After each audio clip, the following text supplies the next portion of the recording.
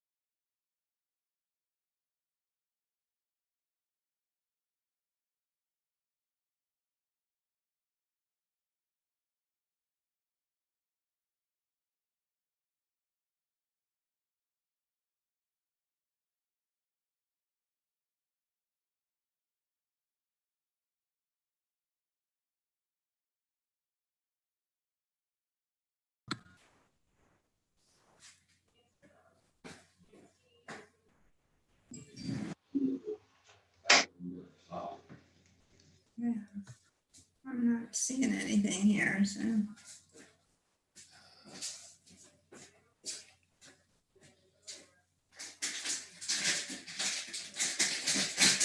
I don't, this is really bad. I can't touch it. Well, use this.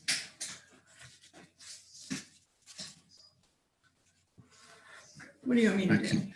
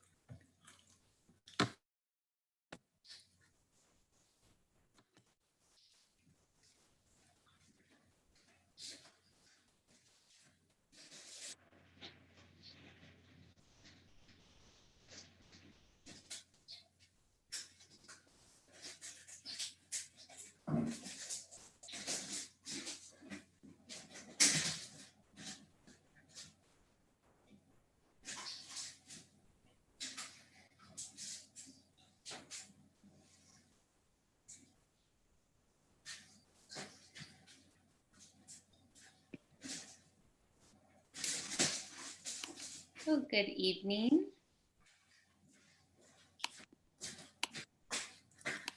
It is 6:15 and I'd like to call the meeting to order. Can we please have the Pledge of Allegiance by Dr. Weeks? Yes, Madam Chair. Do we know that we have a quorum? We do. I see Carmen is on here and Lene. Perfect. Okay. I pledge allegiance to the flag of the United States of America and to the republic for which it stands, one nation, under God, indivisible, with liberty and justice for all.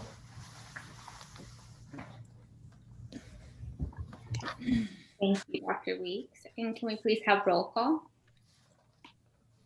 Susan Benjamin, I'm here. I don't think you knew I was, but I'm here. Louisa Stark, Has Lene not yet arrived. Okay. Lene Almi, Present. Elora Diaz, Present. Carmen Trujillo,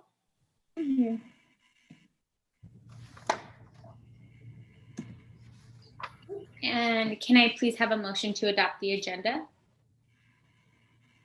This is Susan Benjamin, so moved. Can I have a second, please? Carmen, I'll second. Thank you. All those in favor, say aye. Aye. Those opposed, say nay. That the motion passes, and we'll move on to item A5. Perfect. Thank you, Madam Chair, members of the governing board. As part of our technical assistance from ADE to support our upcoming OLEAS monitoring, we were able to submit lessons plans for feedback prior to the monitoring in November. The district submitted a few teacher lesson plans and lessons plans that the language acquisition team developed. The OLEAS regional specialist feedback was the lesson plan met the requirements regarding the use of ELP standards, and in some cases go beyond the requirements. We've received a letter from ADE regarding a follow-up of our corrective action findings identified during the monitoring visit on November of 2019.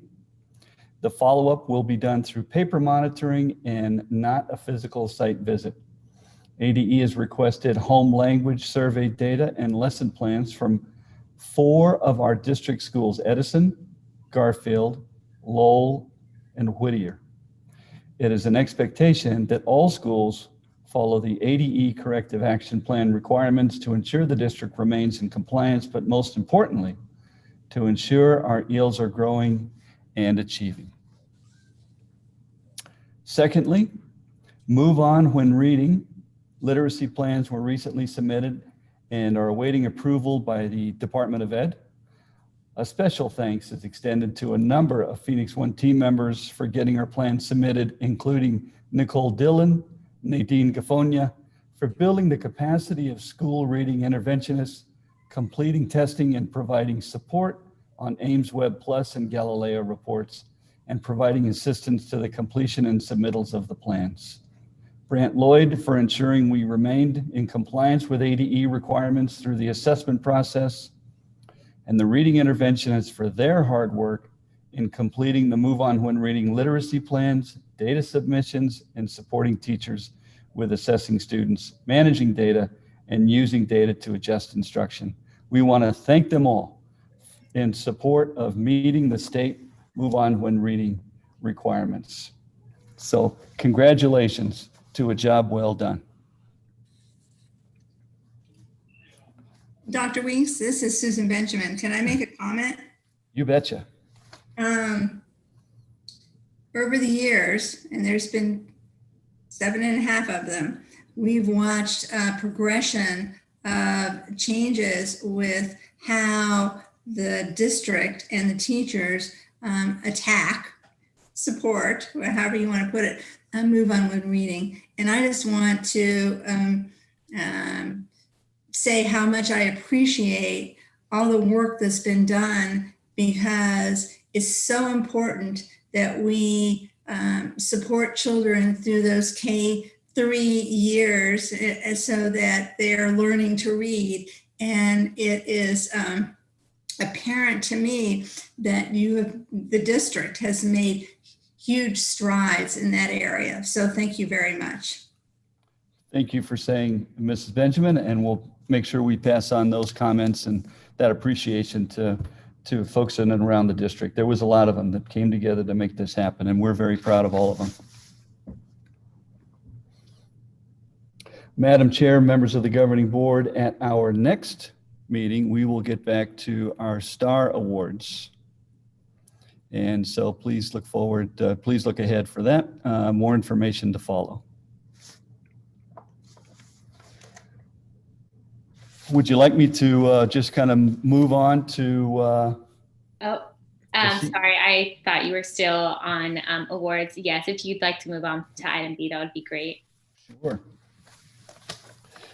Dr. Stark will be here in the governing boardroom on Saturday for the ASBA Delegate Assembly. And thank you, Ms. Olney, for being an alternate. Although Dr. Stark isn't with us this evening, she will be set up here in the governing boardroom, and I want to acknowledge and appreciate the MIS team for providing that technical support for her on Saturday. Dr. Weeks, can I speak again? You betcha.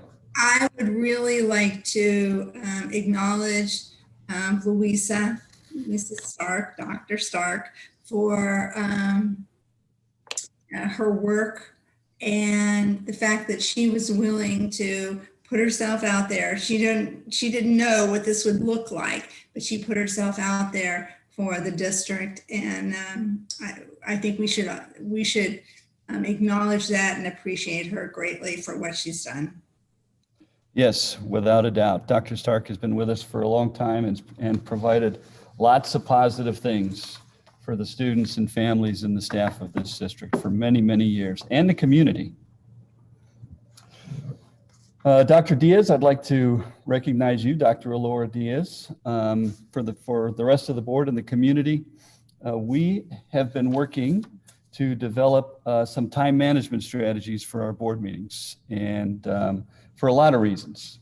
One is that our average board meeting time over the last several meetings has been about 4.5 hours. And so what happens when meetings run late, meetings run long, some of our communication is no longer succinct and can become a little confusing.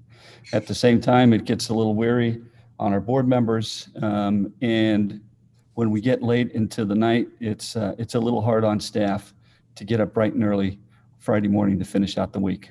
So I want to thank you, Dr. Diaz, for working with me on this. We have checked in with ASBA.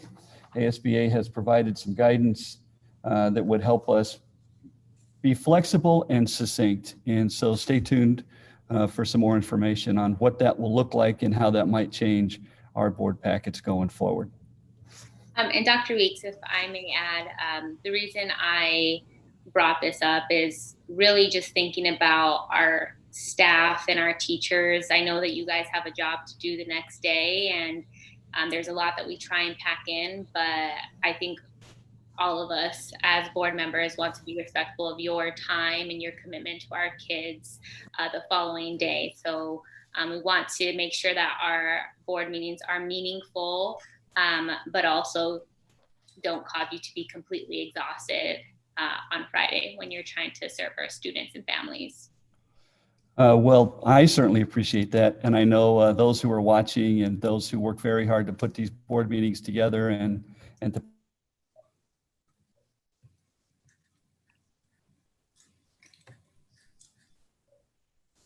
Dr. Weeks, I think we lost you. this evening. It is due this evening before midnight. Uh-oh. Am I back? Yeah, you're back now. So could I make a comment about the long meetings, Dr. Weeks? Absolutely, Ms. Benjamin. And I appreciate this greatly. And I know that when I was president the first time, there were lots of times when I looked at the agenda and moved things off or asked them to be on the consent agenda, depending on the item. And I agree that ongoing meetings are that go until 11:30 or 11:40 are just they're hard on everybody.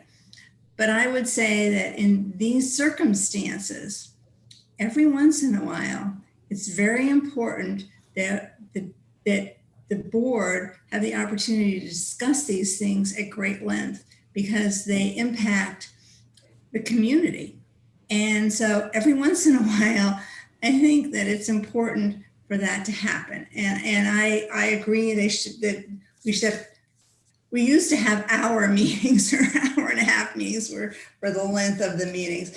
But every once in a while, and the last one was very long and very tedious, but very important because it made a difference in the lives of our teachers and our children, and the children are what we're working for. So But I appreciate your comments. And Ms. Benjamin, to clarify, I don't think the intent is to cut the discussion off. Instead, we do have very important topics, making sure to minimize other agenda items so we can really give our attention to the topic at hand, and try and cut down the meeting time in that way. And Dr. Diaz, I'm sure you know best. Thank you. So if I'm not frozen anymore, am I frozen or not frozen? You're good. Okay.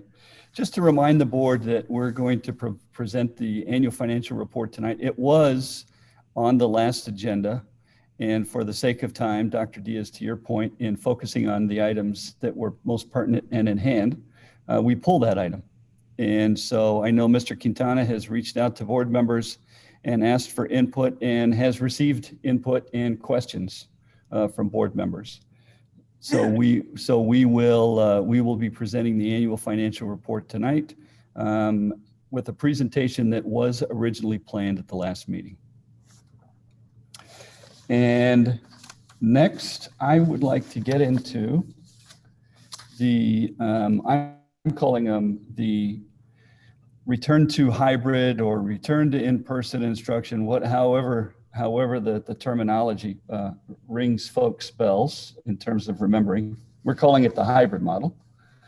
And the contingencies, I'm calling them, in addition to the metric that the board outlined at a prior meeting.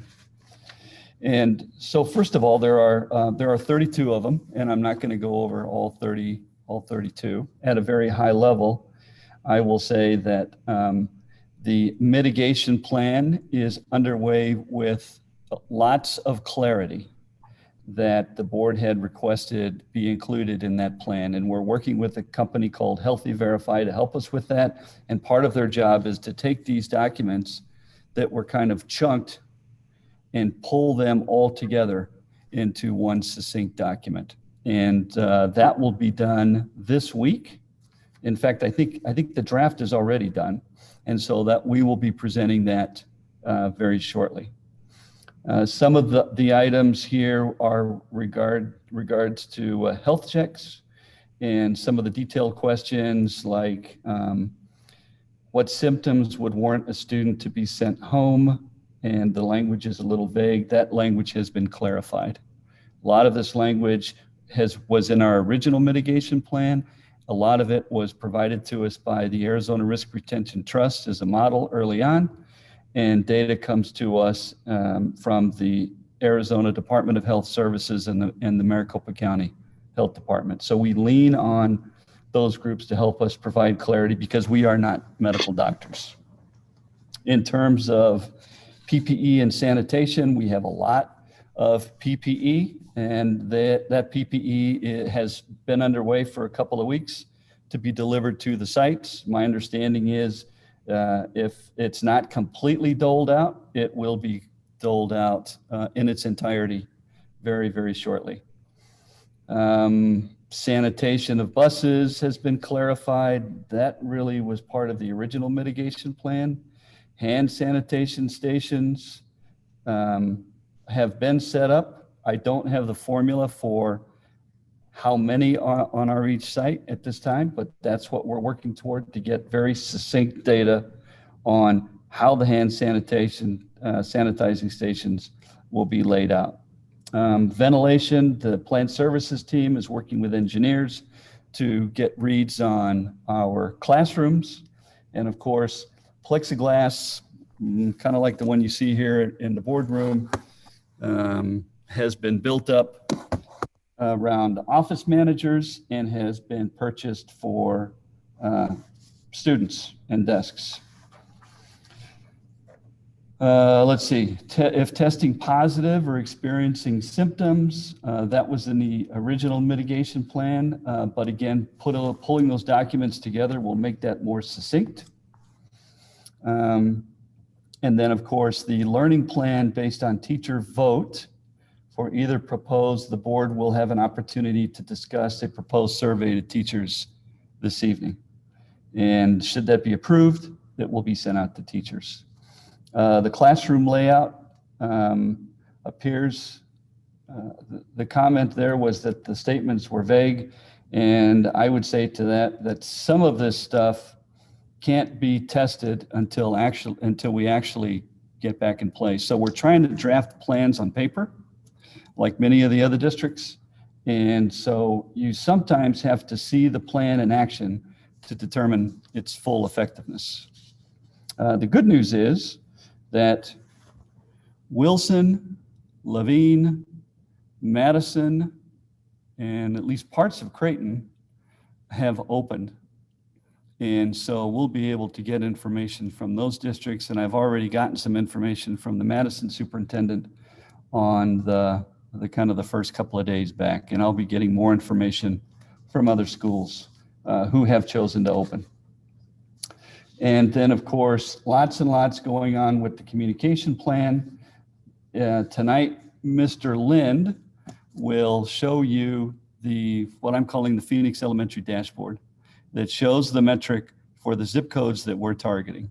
In addition, Mr. Lind will go over the entire list of all the zip codes like he's been doing in the past. At the end of the day, Madam Chair, members of the governing board, we expect to have a solid recommendation for the board at the next meeting and to be done with any kind of additional discussion or fluidity with regards to a November 9th opening. I believe that the alternative is a January opening if November 9th doesn't make it, because there's just too much. There's too many holidays. There's too much going on. There's no reason to keep making additional changes. It's time to settle things down. And so that's why we want to have a solid, succinct plan that's very executable to the governing board at the October 29th meeting.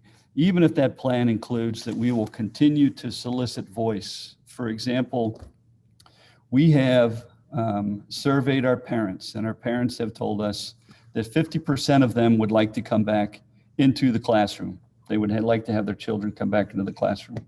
We've heard lots of voice from community communications, from teachers, and with the approval of the board, we will have a new survey of teachers that's quantified and not qualified data that we can present to the board.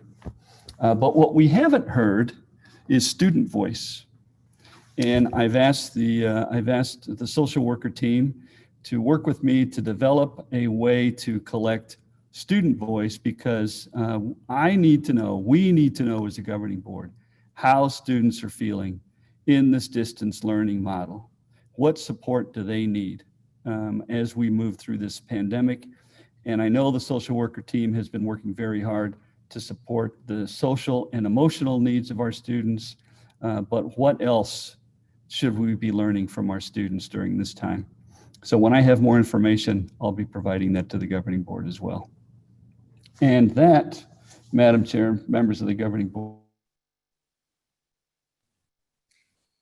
Dr. Weeks? I'm frozen. Dr. Weeks? Did I freeze again? I don't know. I think I froze. I'm not sure. Dr. Weeks, this is Susan Benjamin. Yes. I would just like to thank curriculum and instruction. I'd like to, and I appreciate the fact that you put forth a message to all the kindergarten and first grade teachers that said, you have the opportunity and the flexibility to not have your children sit in front of a screen for so many hours. And so they're able to do fun activity, to do movement, to do a variety of things. And I think that really provides that group a breath of fresh air. They're able to, based on their where they are developmentally, do some of the things that are real appropriate for them. And so I was thrilled to see that in our Friday report last week. And I hope and to all those kinder and first grade teachers that you are taking advantage of it and doing what you know best. My message is to all of you that you are out there supporting and doing what's right. And I know you are for their kinder and first grade students. So thank you for that. Thank you for saying that, Mrs. Benjamin. We appreciate that. And as we come together, we are reminded that we are the Phoenix Elementary family, and that this is a time of great crisis. And it is the decisions that we make are both from data and also from the heart. Those two need to come together in order to make the best decision possible for all of the folks in our community, and focusing on our students primarily. That's why we need to hear from them.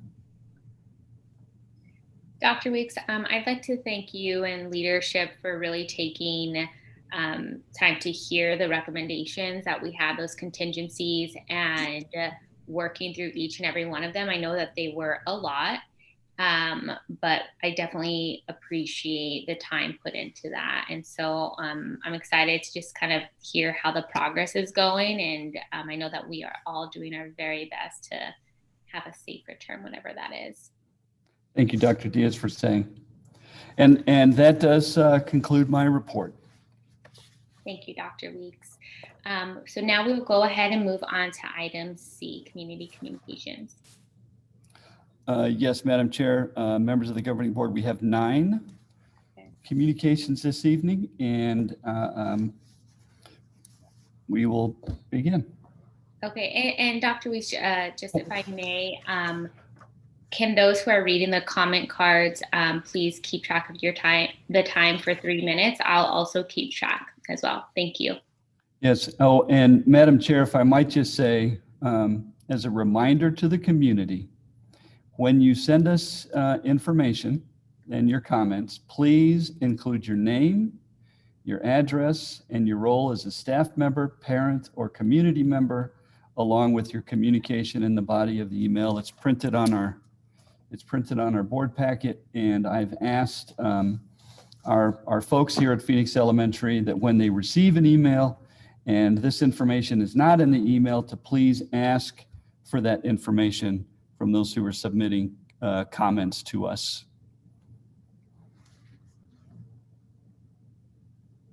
So Linda and Amanda, are you ready to begin? And can you please keep count for 3 minutes? Yes, we can go ahead and begin. So the first one comes from Stacy Stravitz. Dr. Weeks and members of the board, my name is Stacy Stravitz, and I am a nurse at Phoenix Children's Hospital. I have 3 children at Augustus Shaw.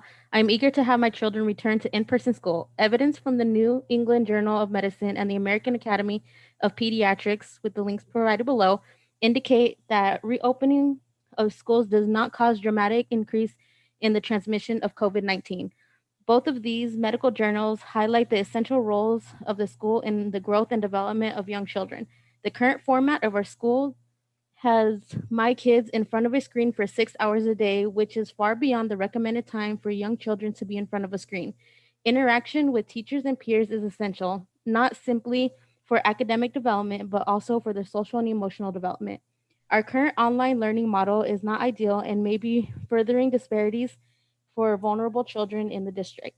I urge the board to reopen our schools and to do so with a firm commitment to the protection of the teachers, staff, and students. Other schools and districts have successfully reopened, providing teachers with personal protective equipment and establishing protocol and guidelines for health checks and testing. Phoenix 1 has had ample opportunity to plan for reopening. Protocols could have been copied from other districts with low transmission rates after returning to school.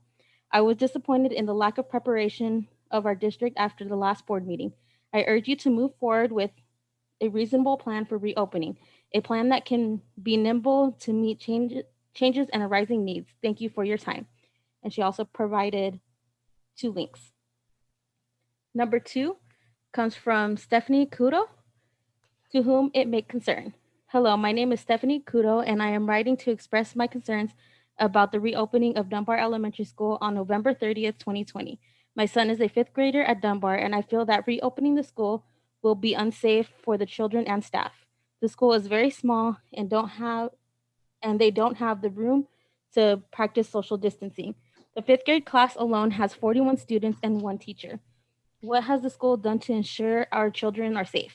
The school teaching, the online teaching has been a very stressful and challenging for myself, being a single mother of two, and for the children. The children do the children need to be in class, but their safety is more important. As I ask the district to reevaluate each school and make the right decisions in the best interest of the children, of the students, and your staff. This decision that is being made shows that you don't care about the well being of your employees or students. Thank you for your time, and I hope that the parents and teachers' voices are being heard.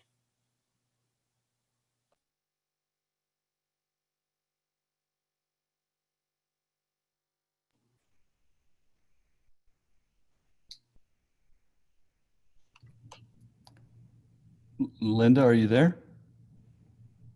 Yes, Hello. I'm sorry. I'm here. I thought I had already unmuted. Thank you.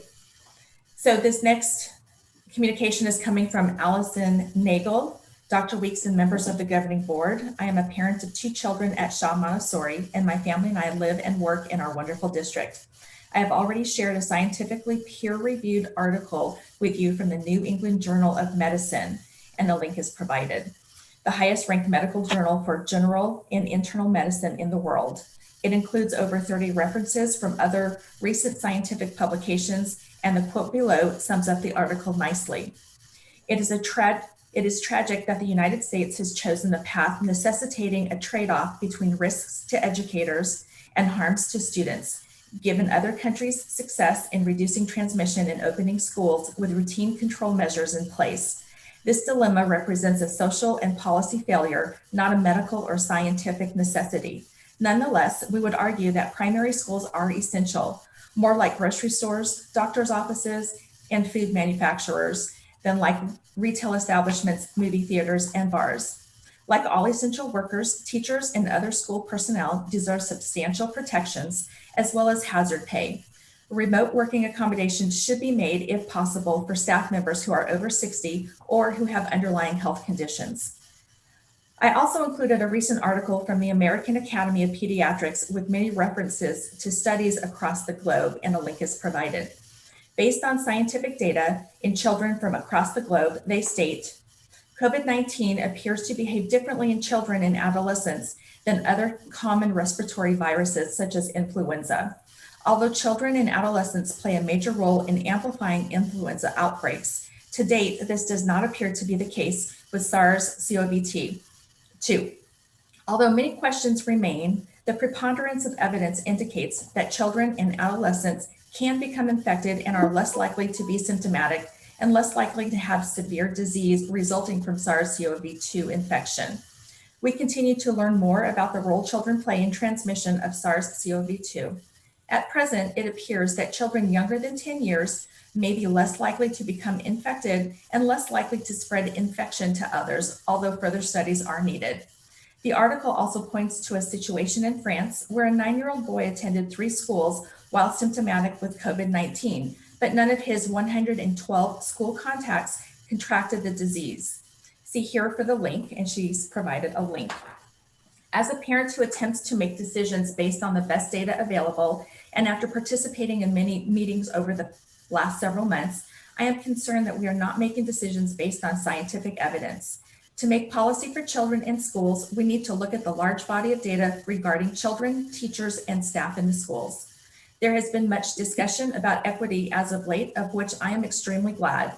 Given that over 80% of children in our district qualify for free and reduced lunch, an indicator of poverty, and that the data demonstrates we can return to school safely, the repercussions of not returning on November 9th is that the most vulnerable kids and families in our district will suffer the worst when they need the essential service of public education the most.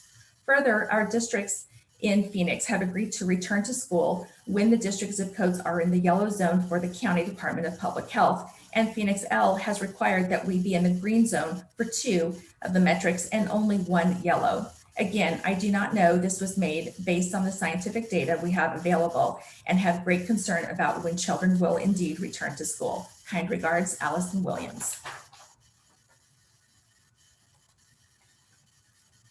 The fourth one comes from Javier and Lisa Escobar. Hello. We would like to voice our concerns regarding the tentative return to normalcy at school. We definitely don't feel comfortable sending our children back not knowing what safety measures will be taken to minimize the possibility of infection, especially for restroom cleanliness and social distancing being at all possible. Will be taken to minimize the possible of infection, especially for the restrooms cleanliness and social distancing being at all possible. Does Kenilworth have an HVAC filtration system in place for all the classrooms? How about lunch breaks? Masks and shields are not enough.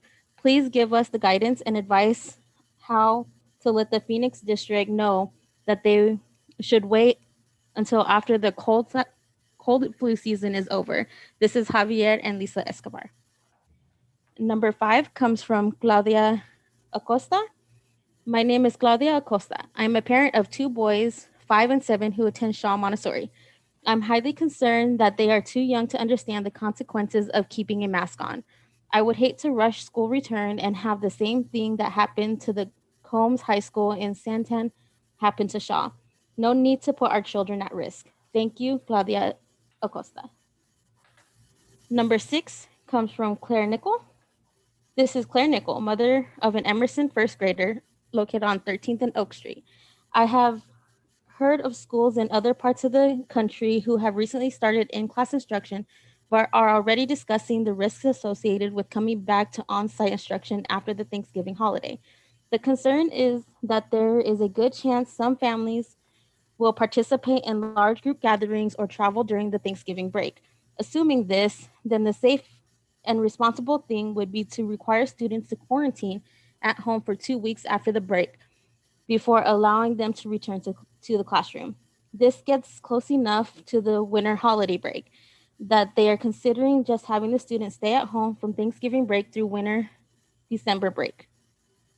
Has the board considered this possible extra risk factor occurring just a few weeks after we plan on sending kids back to the classroom? Thank you, Claire. Number 7 comes from Alicia Vink. Good evening. I'm writing to express my concern about the November reopening plan. Tonight's agenda does not appear to address many of the reopening details that the board requested. As an educator, I find the draft teacher survey lacking clarity and in a format that might not be easy for all staff to complete. I am also confused as to why there is a caveat regarding camera equipment in the survey. We cannot provide the resources our teachers need to be effective, then we should not be reopening. Furthermore, the survey reads as if the student in the classroom will also have their computers open and learning from screens primarily. If that is the case, then parents need to have a clear understanding before making a choice. Our community needs to know what we are doing, and with only 3 weeks left before the scheduled reopening, we need a decision now. Respectfully, Dr. Alicia Vink. The next communication is coming from Adrienne Spies. My name is Adrienne Spies. I live in district and have a kindergartner and a 5th grader at Shaw Montessori. I want to express my support for resuming in-person learning on November 9th. I understand there may be some hesitation on the part of some to continue with our November 9th start date due to the reports of outbreaks in some schools in Maricopa County. I do not think this in and of itself is a reason to not reopen. First, an outbreak is 2 or more cases of COVID in a school, counting students, teachers, and staff. An outbreak could be as few as 3 cases. Furthermore, the metric for designating an outbreak is the same no matter the size of the school. Second, many of the outbreaks have been at high schools, which tend to be larger.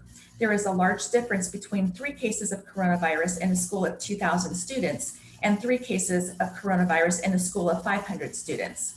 Second, many of the schools with outbreaks are high schools. There are many differences between high schools and elementary schools. Elementary school students generally stay with one primary classroom teacher most of the day, whereas high school students change classes every hour. Furthermore, the social lives of high school and elementary school students are different.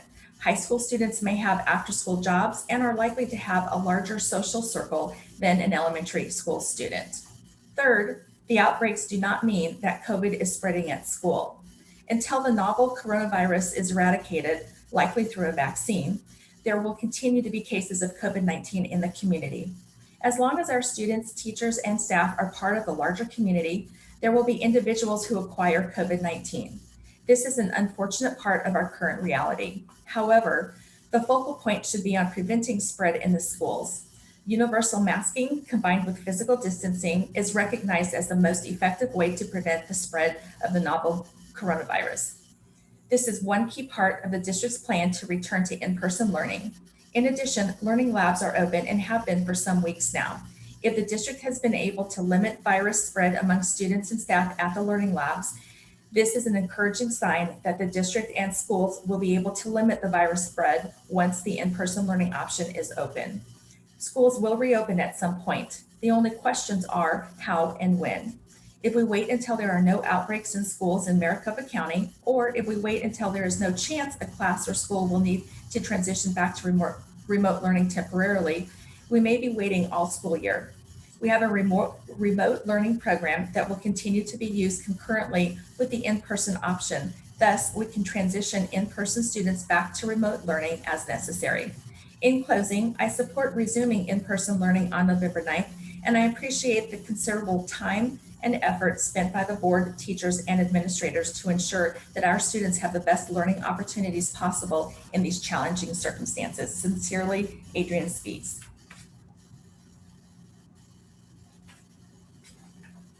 The last one comes from Erica Acevedo Ontiveros.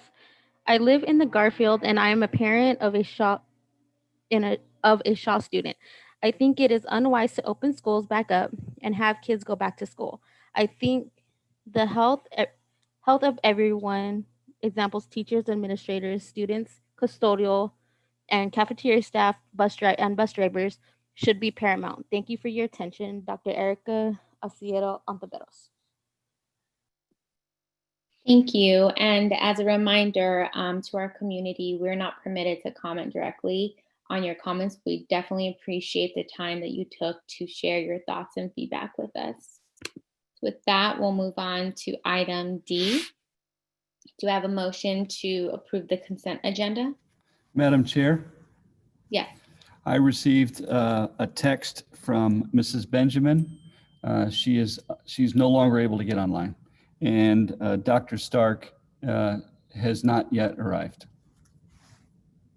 Okay. So we have 3 board members. Okay. So we'll continue the meeting since we do have quorum. Thank you for letting me know. I move approval of the consent agenda. This is Lene Almy. Thank you. And can I have a second, please? Carmen Trujillo here, I'll second. Are there any questions?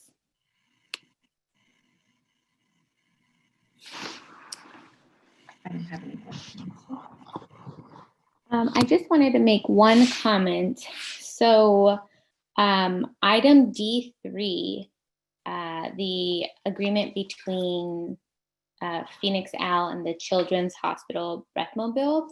I think these are initiatives and programs that we absolutely should be proud of and share with our community. We have a lot of great things going on in the district, and I really think that now that we have a director of marketing and communication, we can really take these opportunities to share these amazing things that we're doing and the great partnerships that we're building with our community and serving students. So I just wanted to say I'm really thankful for this specific partnership. And with that, can I please, or all those in favor, say aye. Aye. Those opposed, say nay.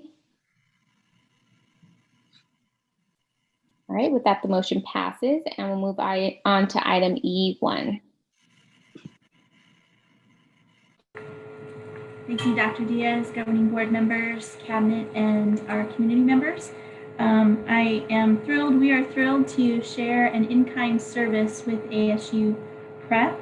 A professor from ASU, Dr. Silva, has collaborated with Herrera School for the last 2 years to strengthen their dual language program. And Dr. Silva and Mr. Ardone, our principal at Herrera, are going to share a presentation evidencing the outcomes of this 2-year collaboration. So I turn this over to Mr. Ardone. Thank you, Dr. McLaughlin. Good evening, Madam President, members of the governing board, Superintendent Dr. Weeks, and community, and members of the cabinet. So we are really excited today to present to you our collaboration with the ASU professors that we are happy to have on our campus at Herrera since I joined last year. And so I'd like to introduce them as well because they will be helping me with this presentation, and we'll be happy to answer any questions you might have at the end as well. So, and this is regarding, again, our dual language immersion program at Herrera and the changes that we are implementing. And again, in collaboration with the ASU professors, Dr. Yalda Cavez, Dr. Alexandra Estrella, and I actually also invited one of our pillars at Herrera, Mrs. Sylvia Edgerton. She's been at Herrera for over 30 years as a dual language educator. And she was actually about to retire. And I told her when I came in, please, Sylvia, do not retire. Stay with us a few more years. And you know that we're going to make some magic out of Herrera. And I think it's already happening. So without further ado, I will turn it over to my partners at ASU so they can go ahead and walk us through a few of the slides, and then I'll come in and out. Thank you, Carlos, and thank you everyone for attending and listening to our time to share our collaboration today. I know we have limited time, so I'll just kind of jump into it. Our first slide here is just kind of giving an overview of our involvement and where we're at, where we've been, and where we're headed with our collaboration and partnership with Herrera. So our partnership kind of developed years ago in terms of having our interns in the bilingual ESL program be involved with Herrera, but more specifically working with teachers in 2018-2019 school year. Denise McLaughlin reached out to me and asked if we can work with the dual language teachers at Herrera to help understand what we needed to do to support, and if we can build a partnership to help support the dual language program at Herrera. So that first year was kind of just developing that relationship and understanding with the context, understanding the context where the bilingual teachers were, what the program looked like, what were the struggles, what were the successes, and kind of just focusing on developing that relationship. Then in 2019, 2020, we started to understand more about the acclimation of the environment and looking how we can start to also go in with this year, build a reciprocal relationship. So it's learning from teachers and us also providing resources as scholars at the university who work in bilingual education, who are really involved in, especially my colleague, Dr. Clave, who you will hear later today, who does research heavily emphasized in community partnerships to kind of build that understanding and how we can develop and not only support the teachers, but also learn from them because, you know, they're the experts in the field. So year 2 is looking at more of the acclimation, and then year 3 really understanding how to implement that relationship of reciprocal relationship between parents, teachers, caregivers, and researchers. And then also going into year 4, understanding how we're also involving our stakeholders. So we'll go into more detail about each of those. It's just kind of an overview of where we've been, where we're at now, where we're wanting to go. So our collaboration in terms of how we've engaged with teachers in the community at Herrera has been attending initial meetings. So we're in the very beginning, as I said, of just understanding the context of Herrera. So we just started to organize some meetings and sit down after school with teachers and kind of have a conversation. Since then, it's grown. Our participation and our meetings and communication has grown into attending the bilingual teacher retreat, which Principal Ardon created for bilingual teachers. And we even attend weekly dual language weekly meetings that is facilitated by Ms. Edgerton. So we attend those meetings as well. And we also attend CMT meetings where we look at specifically right now working with early childhood teachers and attend their meetings when they talk about practice and planning and engaging with families. So those have been our multiple approaches of how we're talking and working with teachers at Herrera. So I'll go into year one, and then we'll have my colleagues also share with their information and their slides as well. So year one, as I said, was one element was a pillar of continuing our partnership with our ASU interns with the bilingual ESL program, having our interns come and work with the dual language third grade classroom. So we've had, I've been in this position for, I got to count now, but 8 years, I believe, going on my 9th year. Those 9 years, we've had a cohort of bilingual teachers go into the third grade dual language classroom with Mrs. Fredis Williams and work with literacy programs where we've worked with reading with students in English and Spanish, and our interns have had a direct relationship with students in the dual language program. Since then, we've grown our partnership, as I said, with working with teachers. So we've started our conversations in that year one of just looking what was the mission of the dual language program, identified what highly qualified, what embodies a highly successful dual language program at Herrera, and then also thinking about where their model was at that year, at 2018, 2019 year. Thinking about their mission kind of stated that they were a 50 model. Was their practices reflecting that? Was a 90-10 model better suit, or where did they wanted to take the program? So it was kind of just going through a lot of discussions with that. That was with the previous principal, and then there was a shift, and we had the amazing Principal Ardon come into the picture, and then I'll let him kind of talk about the shifts that have happened since year one. So good evening again. So coming into last year, one of the first tasks that we wanted to accomplish actually and talk a lot about during the bilingual retreat that we had with all the teachers at Herrera was to look at our model, right? To look at our, what model we were using, whether we were a program or just a strand of our dual language program. So based last year, we did have some, restrictions from at the state level. So we settled with the 50-50 model based on the number of students that we had. So with the 50-50 model, our goal was to make sure that we provide English and Spanish instruction in all content area, because those were non-negotiables. And in terms of coming to a 50-50 model, in terms of students, of having students who are equally, let's just say, if monolingual in one language, whether it's English and then Spanish, that was harder to accomplish because of the laws that are in place here in Arizona. So our goal was to make sure that we came as close as we could to that commitment to a 50-50 model in terms of the language that was being that was being instructed by the teachers, right? So that's something that we started working on it last year, and I think that we made great strides towards achieving that goal. Now this year, before all of COVID, we were really super excited because the state took away those restrictions, and the state actually recognizes a dual language model now as part of the EL model that are approved by the state. So now we do have a lot more room, and with that in mind, so we started with our kindergarten students. Now all of them are in a dual language classroom because we don't have those restrictions.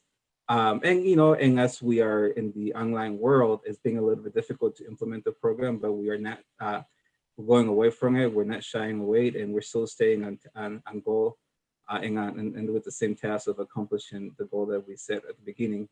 One of the things that we also looked at is really involving more of our stakeholders, of course, our teachers, keeping our language specialists, Mrs. Edgerton, which we'll have a chance to speak in just a little bit. And then again, hiring administrators, my IAS, who's bilingual, who's really highly supportive of the program, and also bringing in the researchers from ASU. So that was a key part going into last year. Just continue the collaboration, because I know that, there's so much research going on right now with dual language. As you're probably aware, there's states that are adopting dual language models. I mean, at the statewide level, whether it's Utah or, California, Florida. So we just want to make sure that we stay at the forefront of all the new research that's out there, but also keeping in mind the needs of our community. And I think that this is why it's really important as we move into this year, is to make sure that we listen to what our community needs in terms of a dual language model that's going to work for them as well. And then going into this year, last year as well, there were quite a few, and I know that we have them separated here, but we were collaborating in all of these activities all along. So, and just as Dr. Estrella was mentioning earlier, our teachers were really leading the way by providing presentations to ASU students. Ms. Edgerton and I had an opportunity actually to go visit some of their classes and really sell our school, because we're trying to recruit high quality teachers and bring them over to our school and to make sure that we keep them for a very long time. So, you know, we've actually sent some of our current teachers to other schools within the Valley who are actually have had dual language programs that have been established for a long time already. So we want to make sure that we build those partnerships as well with other districts who have this innovative programs as well. And one of the things also that we looked at right at the beginning when we came in is we wanted to make sure that our teachers had the experience of going to, whether it was national or local conferences, to learn more about what's going on out there in the Southwest and in just the whole continental US. So we sent 3 teachers to La Cosecha, which is a bilingual conference in New Mexico, and they learned so much. And then actually, and there were some of our veterans that hadn't been to a conference in a very long time. So they were really appreciative of that and brought back all that knowledge to share, not just with the dual teachers, but with the rest of the school as well. And right now we also have put in for a special recognition for a teacher of the year through a national contest. We still haven't heard yet, but we're crossing our fingers that our teacher will be one of the finalists, or hopefully the person who wins that prize. So there's a lot that's going on at Herrera. Let me see. Do you, Dr. Yalda, would you mind covering the ASU activities? Absolutely. Good evening. First of all, I would like to thank the governing board for having us. My name is Yalda Cave. It's my 3rd year at ASU. And I also want to thank Alex Dr. Estrella for inviting me to be a part of this beautiful collaboration, which I have cherished in the past few years with the Herrera community and working with Ms. Edgerton, Principal Ardo, and the wonderful teachers. So as Alex mentioned, in first year, really our role was to be on the sidelines and get to know the school, because we do recognize that we're outsiders and we will always be outsiders, but we wanted to learn from the community without taking too much of the parts and taking control. So in the 2nd year, which was last year, we got more of an active role in our acclimation. So we applied for institutional review board at ASU to officially start the research project and collect data. And we also applied for the district IRB. Thank you, Mr. Lind, for helping us with that.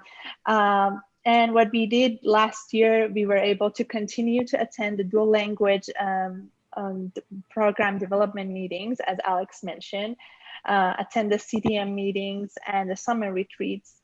Unfortunately, we were not able to get into the classrooms in the spring because of COVID, but we were lucky to conduct the teacher interviews at the end of spring and in the summer virtually.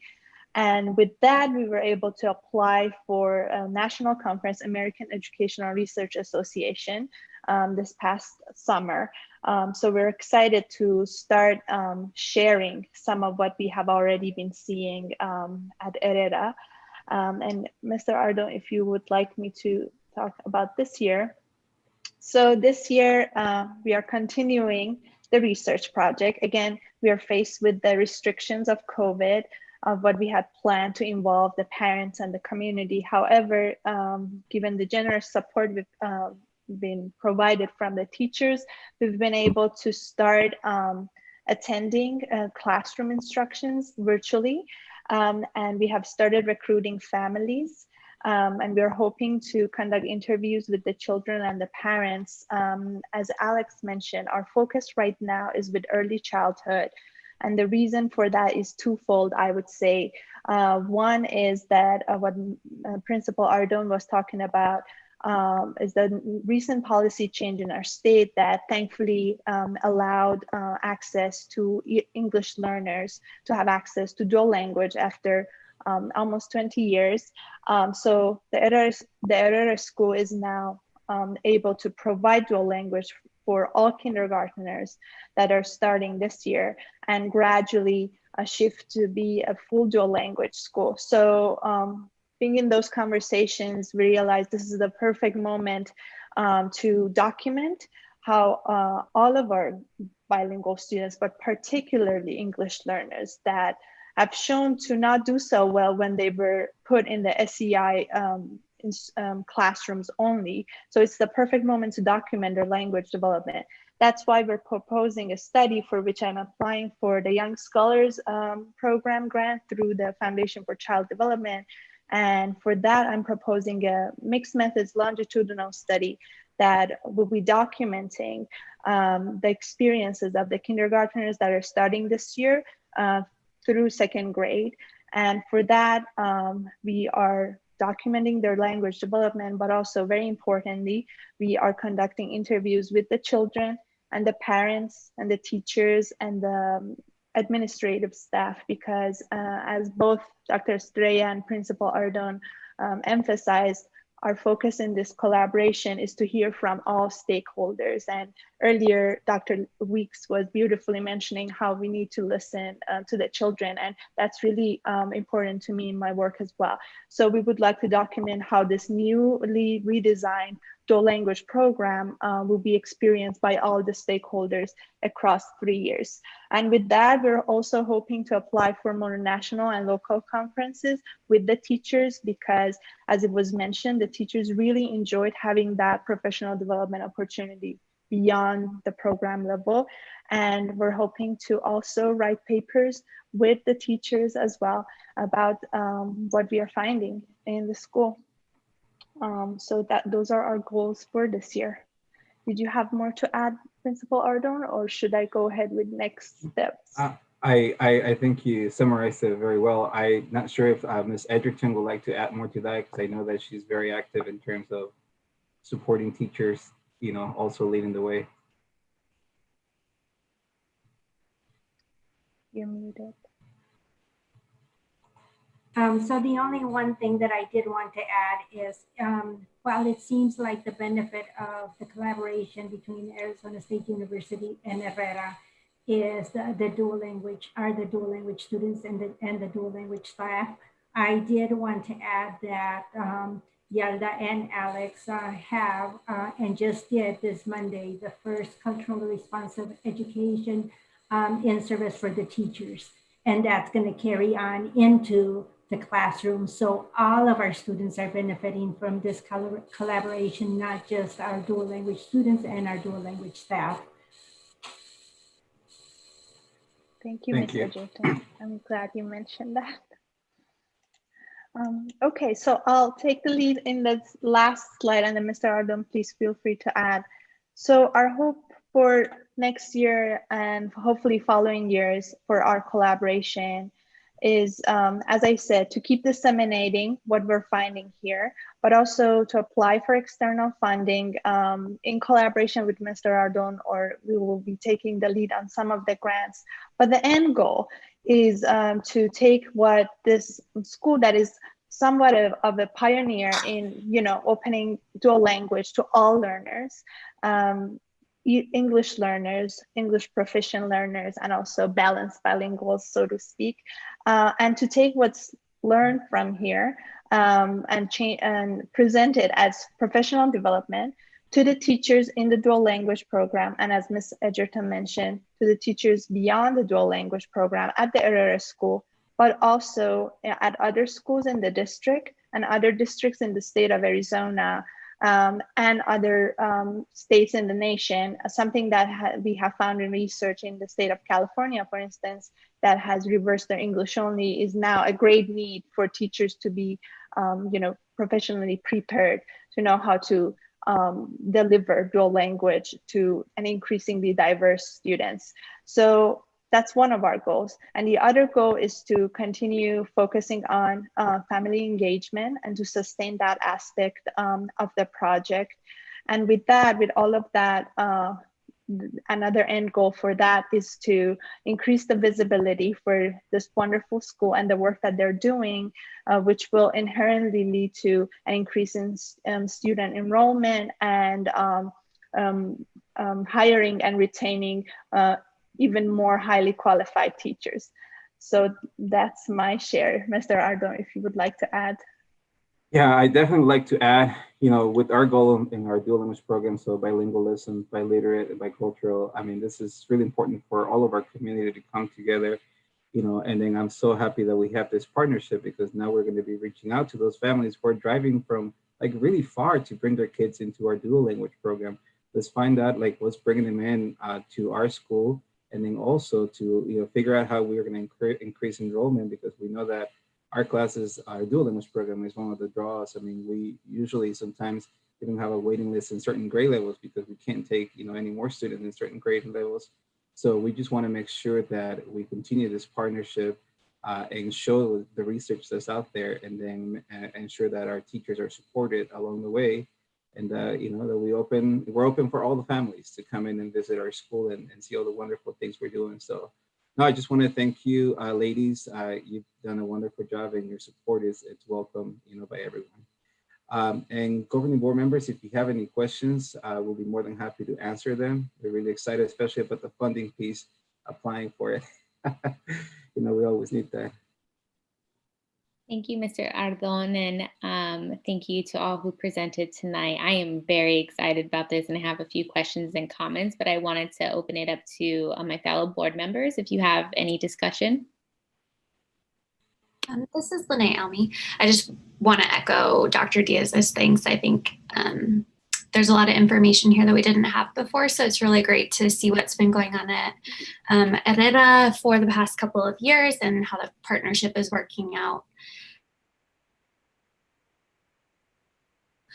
I know that the program and partnership is still pretty new. I'm just curious if there has been any trends or changes in student enrollment that you've been able to track so far. I don't know who would be best to answer that. Yeah, I think that this year is definitely not the best year to use this as a measure, but I can see that in certain grade levels, as I mentioned earlier, we have actually reached a capacity where we drew the line for especially for younger grades, where we wouldn't have any more than 30 students, especially at the first grade level. That was one of the, last year was an example. We had our two classes where kinder classes were almost at 30, almost a whole year. So which was all actually welcoming news, because we know that those kinder numbers are the ones that we're targeting. And right now, I think our numbers are pretty, are really good in compared to the average of the district. We're north of 20, so. Perfect. Thank you so much for that information. I think that's all I have for now. Welcome. Ms. Trujillo, did you have any questions or comments? Thank you, Madam President. No, I do not have any questions. I am just really excited to hear more about the program as it goes on. Thank you guys for everything you're doing. It sounds wonderful for our diverse student population. Thank you guys very much. So I am so excited to hear about this program. One, because I'm just always, thinking about my own son who's 2 right now, and just having him in a program like this would be amazing for our family. So with that, I guess I would like to know, and it might be too early for you guys to share this, I know you are doing research still, but what would make a family choose Herrera over another dual language program? Like, why is it any better than any other dual language program? Or is that what we're figuring out right now? Ms. Edgerton, if you would like to take that. If not, I'll answer it with much pleasure. Oh, you need to unmute yourself. I'm going to start off with, first, we have a long history at Herrera for having started one of the first dual language programs in the state back in 1998. And back then, in 1998, and back in the 90s, our school was actually world renowned. We had professors from England, from China, from Mexico coming and visiting Herrera. And so we have the potential and we have the recognition out in the community. And so we need to get back to that status. And one way of doing that, I think, is by making sure that we recruit and we retain highly qualified teachers like the ones that we've had in the past. And there are many at Herrera, but we need to continuously keep that going. And you asked about students. This past year, we hired three amazing teachers. One was a transfer from Phoenix Elementary, and a brand new teacher that was actually a student from the program, Dr. Estrella, had when she went through the ASU program. So I think that once we have those things in place where we're back at the forefront of being at the cutting edge, I think that the name will get out there and families will start bringing their students back to Herrera. And really quickly to add to that, I think that for what our program is going to stand out because we're going to teach all content areas. So all, math, science, social studies, ELA in both English and Spanish. And what you hear about all the school districts, because I had the opportunity to work with other school districts that would come into the school where I was previously at, that they would start with just maybe one subject, in Spanish instead of delivering the language in all of the content areas. And I think that that's where we're going to stand out because you learn language, in all of the content areas, not just one or two. And that's why also I'm so excited about the research because we want to make sure that we have that data to prove that our program is moving in the right direction by adopting this non-negotiables that both languages have to be taught in all content areas. Exactly. And I would like to add really quick is that in my research with families, I see that, families choose programs that show the best outcomes for their children, right? And as Mr. Ardon was mentioning, providing content in instruction in both languages has been shown to lead to better development, language development, and also content area development in children. So we're hoping to find similar results here. And the last thing I would say is that what I really love about Herrera is that the way the language development is documented is obviously through standardized assessment, but also through these amazing portfolios that the teachers are developing. And I think that would be a beautiful showcase of the work that the children will be doing as they go through the program. Thank you. That was very helpful. And I agree that anytime we can showcase student voice, student work, that is one of the greatest testimonies to our work. I do have a few follow-up questions on that just to get a better understanding of the dual program. So when you say all content areas will teach in both English and Spanish, is that just for the kindergarteners or is that every grade level? As of right now, it will be K through 6th grade because those will be self-contained teachers. So right now, except for kinder, they're both dual language teachers. But as we move up every year, it will be all the way up to 6th grade because once we get into junior high, we do have an ELA, English Language Arts dual language teacher will be in charge of teaching, continuing that because our goal is to make sure that when our kids actually go to any high school that they go to, that they actually end up starting as a 9th grader with enough credits in Spanish to maybe bypass those 2 years of requirements of foreign language and even advances to perhaps even college level credits. So that is our ultimate goal. But yeah, to answer your question right now, it will be K6 and then 7th and 8th grade, which is the ELA. Okay, great. And that's starting this year. Correct. Yeah. Okay. And then one last question. Can you explain the difference between the 50-50 model versus the, I think it was 90-10 model? Okay. Sylvia, or would you like me to? Mm-hmm.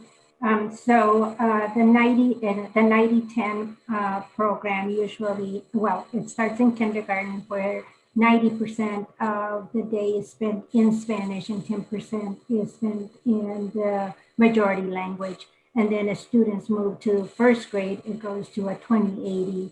And so then it continues until you end up in a 50-50, and then students finish off the year, their up to their 8th grade in the 50-50 model.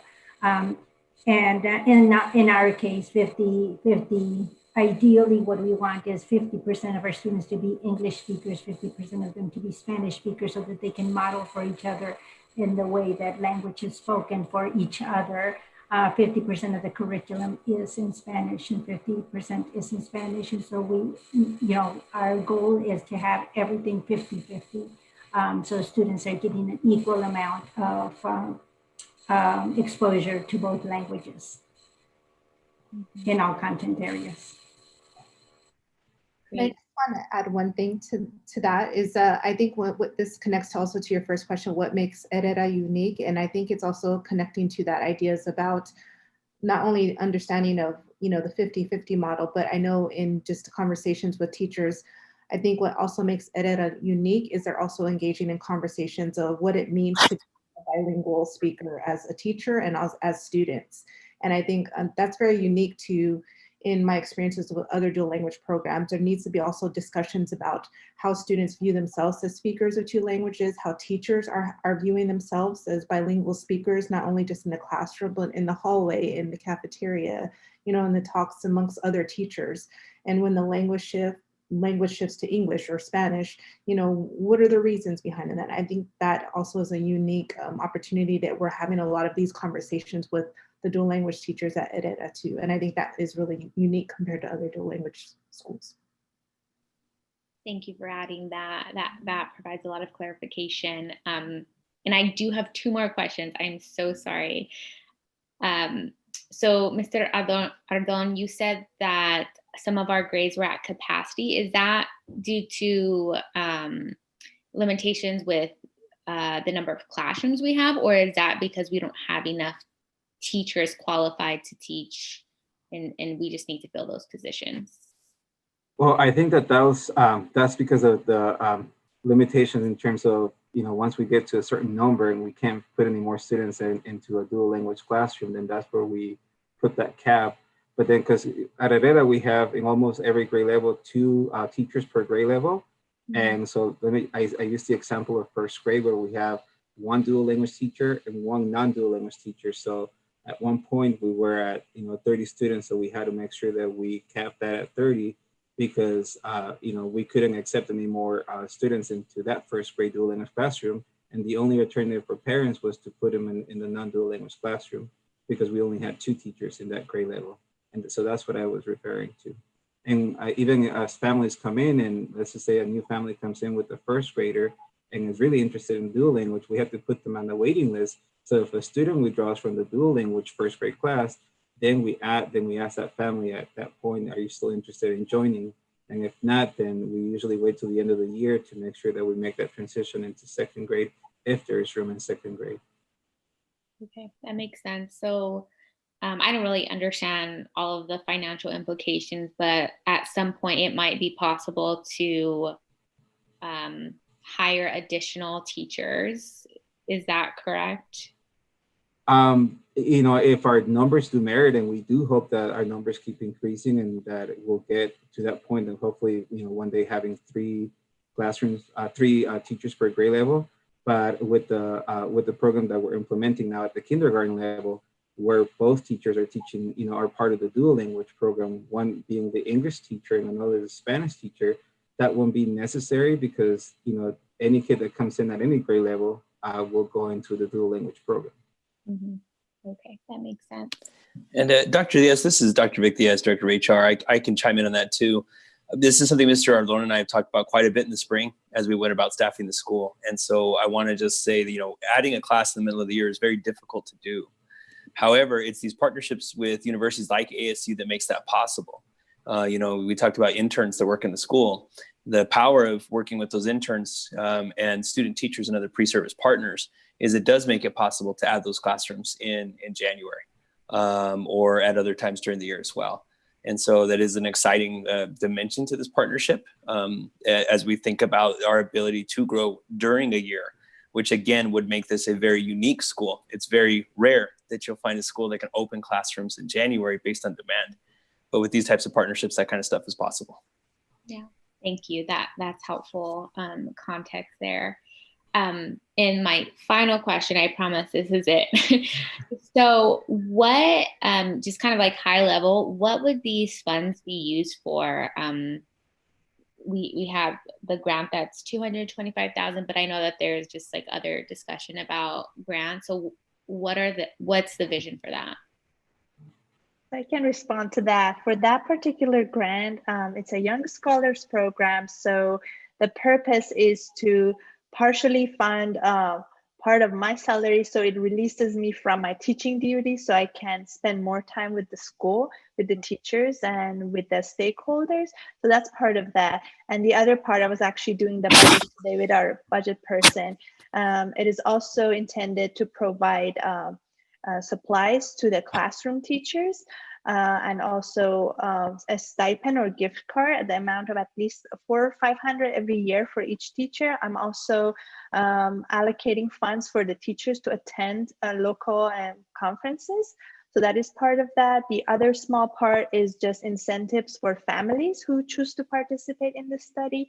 So that's another part. And then there are also other costs like doctoral students who will be helping me and Dr. Estrella in collecting the data and analyzing the data with us. So those are the main categories, but basically to support data collection for 2 years and then the analysis for the 3rd year. That's what the funds will be allocated for. Thank you so much. Well, sorry, my Todd, this is his bedtime, so it's a little rough for him when I'm not able to put him to bed. Well, you want to say hi? Hi.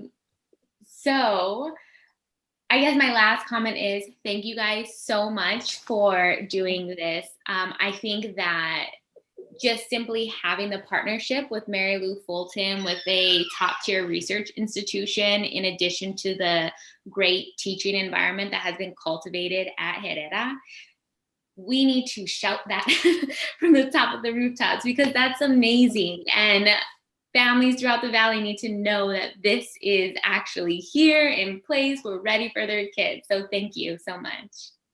Thank you. If I could just echo Dr. Diaz's comments, thank you so much to our ASU team and our Herrera team for embracing one another and truly showing our entire community what a collaborative partnership can do for kids. So thank you very much. And I apologize, I am now on my phone because my computer decided to kick me off. So thank you guys, much appreciated. Thank you. Is there any other discussion?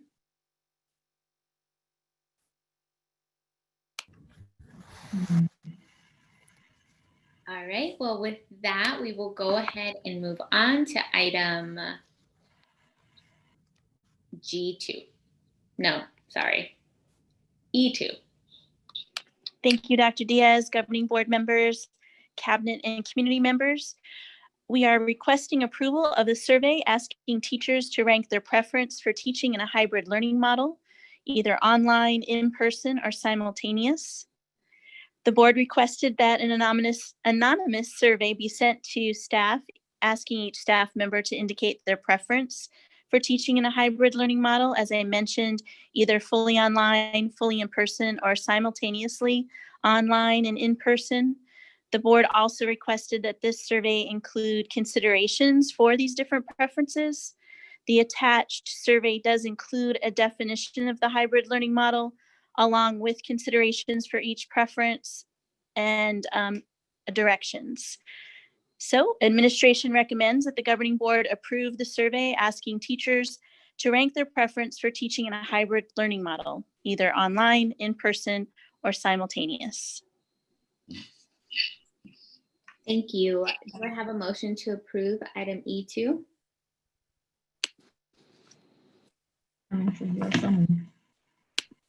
I have a second? This is Lene Almiel, second. Okay. And is there any discussion? Carmen Trujillo, I do have a few questions. I just wondered what, if there was any Zooms that took place before this where teachers were actually engaged in a conversation. And my second question would be, how would this be like a Google Docs survey, I guess, when it goes out? Just the printout of it really didn't,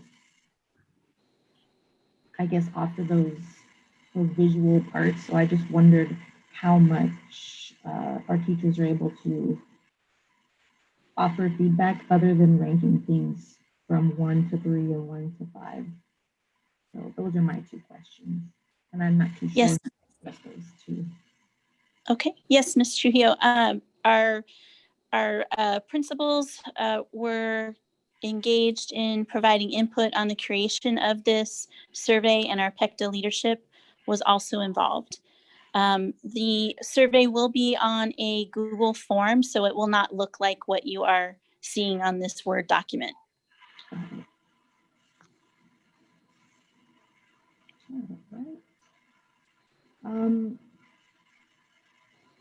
see. So just to clarify, as far as the principal's input and things like that, is that a separate conversation that happens after the quote unquote temperature checks, or is that the same thing? I was referring to the principals provided input on how to format the survey that the board requested. And PECTA leadership also were provided with the survey as created. So it is totally separate then. That's what I'm. Yes, it is separate from those conversations that the principals had individually with each teacher. Perfect. That's what I was wondering. Okay, thank you very much, Ms. Yes. This is Linnea. I just had a couple questions too. So you already answered it's a Google form. Are they just going to rank them on the Google form? Correct. Okay. And then I had some questions about just like the content provided in the consideration section. Particularly, I would say like the last half of the last paragraph about simultaneous teaching. So the way I'm reading it, it kind of reads as though teachers will have the freedom to choose what their simultaneous teaching looks like inside of each individual classroom. Is that accurate?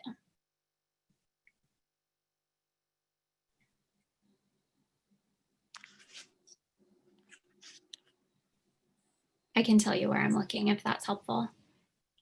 Ms. Almy, I apologize. Either I froze or you froze. I did not hear your question. Okay, sorry. So I was looking at the second half of the second paragraph under considerations, where it says, please consider a preference for simultaneous teaching. And so the way I'm reading that section feels like teachers will have the freedom to choose what teaching strategies, what it looks like, how they're doing it within each individual classroom. Is that accurate? That would be accurate, yes. Okay, so I appreciate that teachers will have that freedom, but I also would like to echo the comment that kind of came during the public comment. I think it's important for families to kind of know that information when they're making a decision to send their student back, what it'll look like. Because as if I were a parent, I would want to know, is my student going to school and then sitting on their computer at school to do what kids at home are doing on their computer because that's provided as an option, or are they engaging with the teacher in a different way? So I don't really know what the answer is there, but I guess at what point might families have that information to make a more informed decision? I understand what you're saying, and we obviously will need to gather teacher input on what model is most effective for teaching. And then once we determine that, we could communicate that to families. Okay. It's a good point. Yep. Yeah. So will that be in a different type of data gathering survey, because that's not in this one, correct? Correct. And I don't necessarily see that as a survey, but we have actually are considering having a teacher team work on what would this look like? What would be the best model for simultaneous teaching? Okay. All right. So just to clarify, will teachers have the freedom to choose for their own classroom, or will some teachers make a decision that teachers will follow? Can I answer that by saying we haven't determined how we will determine that? Is that fair at this point? Yeah. So it might be that we have a teacher group that comes together to determine the most effective model, but then we're going out to all teachers to see, to get their input, if that makes sense.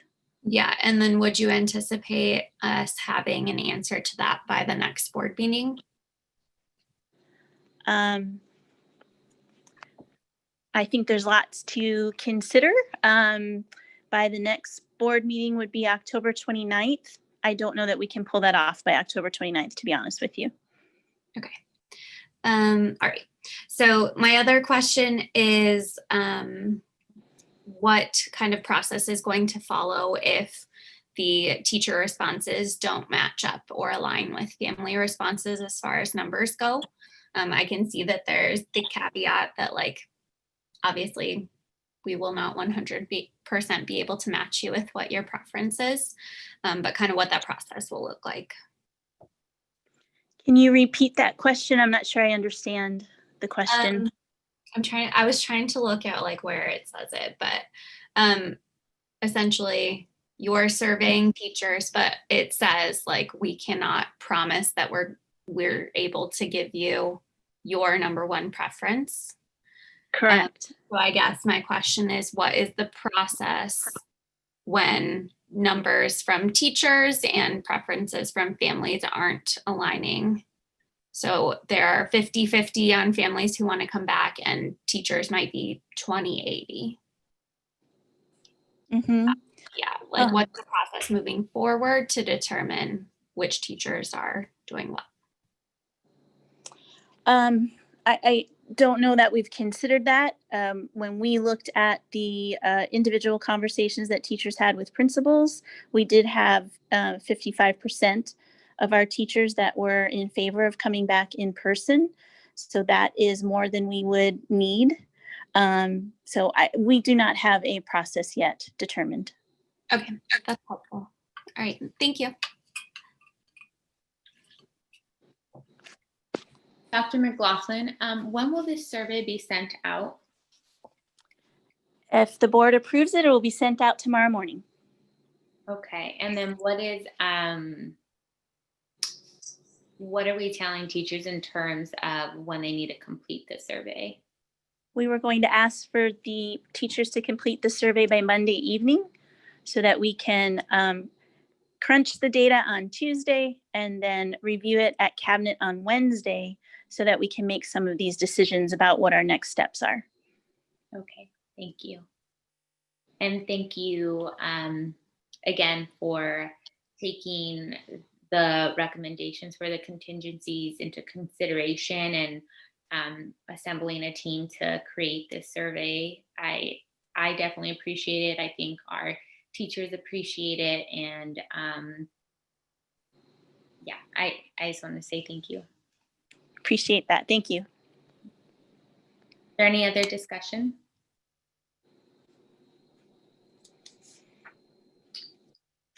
Okay.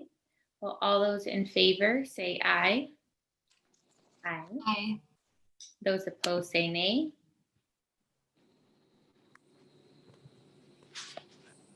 Hearing none, the motion passes, and we will move on to item F1. Yes, thank you, Madam President, and good evening to all the board members. The first item that we're going to report on today is the annual financial report. It's something that we'd like to get the approval of the board for us to submit shortly. And what to do also is give a little bit of background on the report itself and kind of highlight some information that's in the report. The report, as you know, is pretty lengthy. It's about 50-20 pages long. So we're trying to highlight some of the kind of higher priority items that we felt were important for you to know. So let me pull it up here.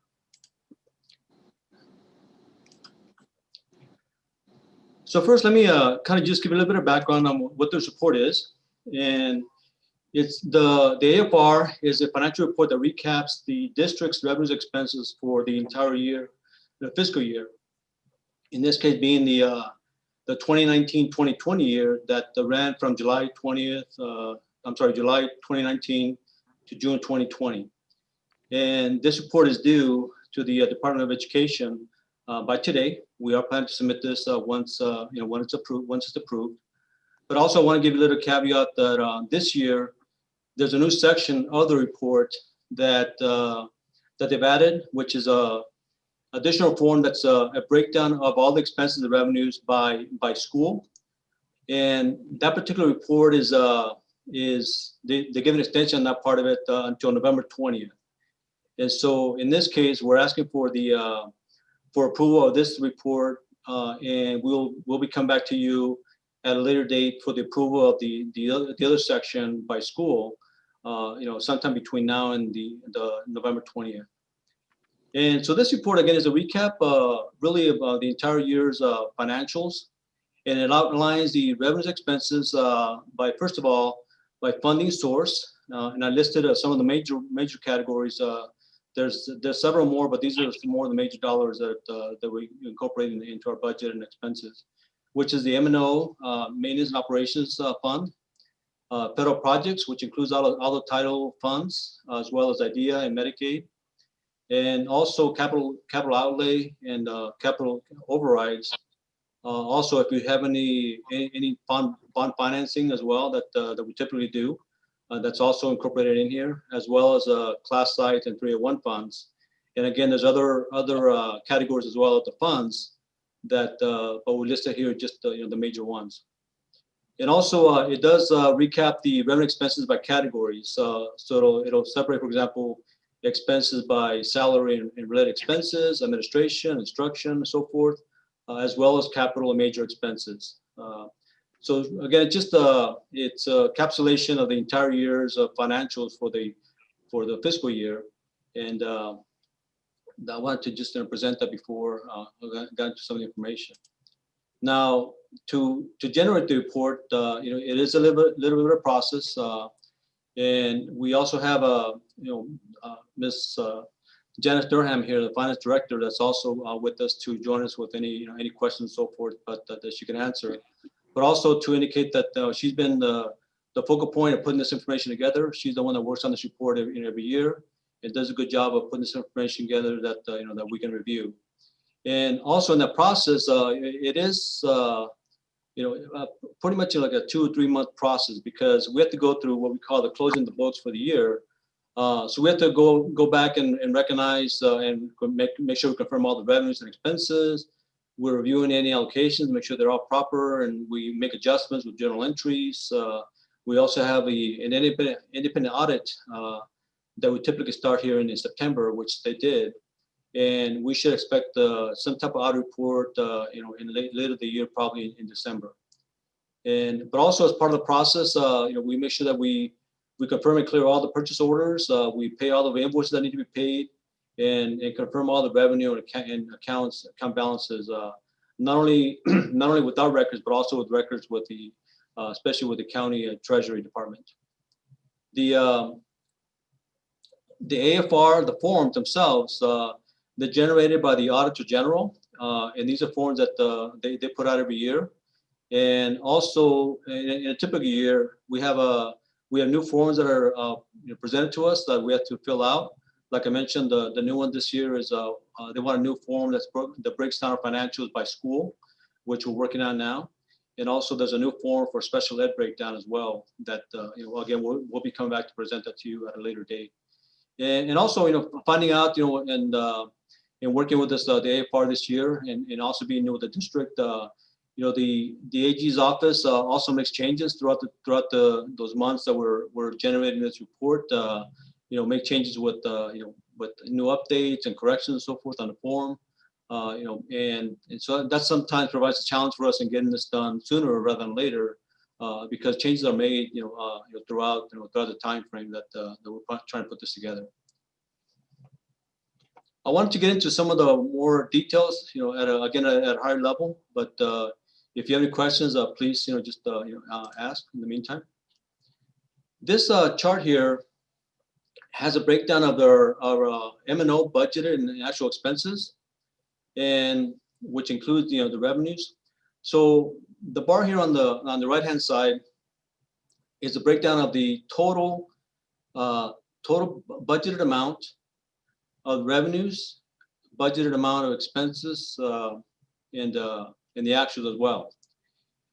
So as you can tell in this case, we're basically running, we budgeted a little over 50 million in revenues and expenses in this case. We came in at a little over 51 million in actual revenues, a little over 50 million in expenses. And these other charts here are, the bars here are a breakdown of these revenues and expenses. So the way the M&O, this report is broken down is it breaks down all the revenues and expenses by category of regular education, special education, transportation, and desegregation dollars. So again, this, the overall revenues and expenses for M&O are broken down these 4 categories. And this chart here is we're trying to lay out the revenue expenses by fund. And again, I was trying to basically point out the major funds that we have, in this report. There's a few more, but basically this makes up the bulk of the dollars. Starting with M&O, which is obviously our typical biggest funds that are available to us. I've already mentioned the totals here. But there's also other funds that we get for classroom site funds, the 301, Proposition 301 funds, unrestricted capital outlays that we get, bond building that we get for when we have bonds out there that we use for capital construction and major projects. We also have federal projects, which is basically the title funds and Medicaid. And then we also have our food service budget as well that we get most of the funding from the U.S. Department of Agriculture, and we also have a debt that we basically have to obtain and pay for with the bonds, and then other funds as well that is kind of all encapsulated here. So as you can tell here, that we have several funds that we work with throughout the year, with the M&O being the major portion of the overall budget. Another item that I want to show you is that a breakdown of the M&O expenses, and I only picked one fund, obviously, because it's the biggest dollar amount that we work with and the biggest fund. And so we're breaking down the expenses by category. In this case, being salaries, which are over 30. Let me give the exact amount here. 32.7 million. Employee benefits, another 11.9 million, and the other purchases, supplies and so forth, make up the rest of it. And I wanted to just point out that between, for example, salaries here, that makes up 64.6% of the budget. That's what the percentages are over here, and also benefits, make up another 23%. Of the overall budget. So combined here between salaries and benefits, we have expenses of $44.6 million, which equate to 88% of the overall budget. And so that's a little bit of a concern that from the standpoint of if we're spending 88% of our dollars on salaries and benefits alone, it only leaves 12% for the rest of the operations. And everything else that we do aside from obviously salaries. So that's something that we need to probably just work on a little bit, to be more aligned, maybe closer to 80% in total salaries and benefits. And so that's just something I wanted to point out, because again, it only leaves 12%, for everything else. And we have, facilities, transportation, everything else that we have to work on as well. That's part of this. So those are some of the highlights of the reports. And as I mentioned, the report itself is pretty lengthy with 9, 10 different spreadsheets, and that we've also sent to you as well, the part of the board packet. And but if you have any questions, by all means, we're here to answer those. And again, Janice is also here to help out. Thank you, Mr. Quintana. A second. Okay. Can I please get a motion to approve item F1? This is Lene Almy, so moved. May I please have a second? Carmen Trujillo, I'll second. Thank you. And is there any discussion?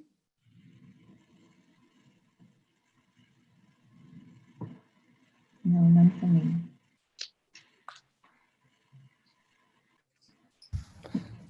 Madam Chair, I'd like to make a comment in celebration of Mr. Quintana. This is his first year. He's only been with us for a short time, but this is one of the best breakdowns of the AFR that I think has been presented to the governing board in a very long time. Thank you, Mr. Quintana, for this extra work, and you, Ms. Durham, for your support in putting this presentation together. This is impressive.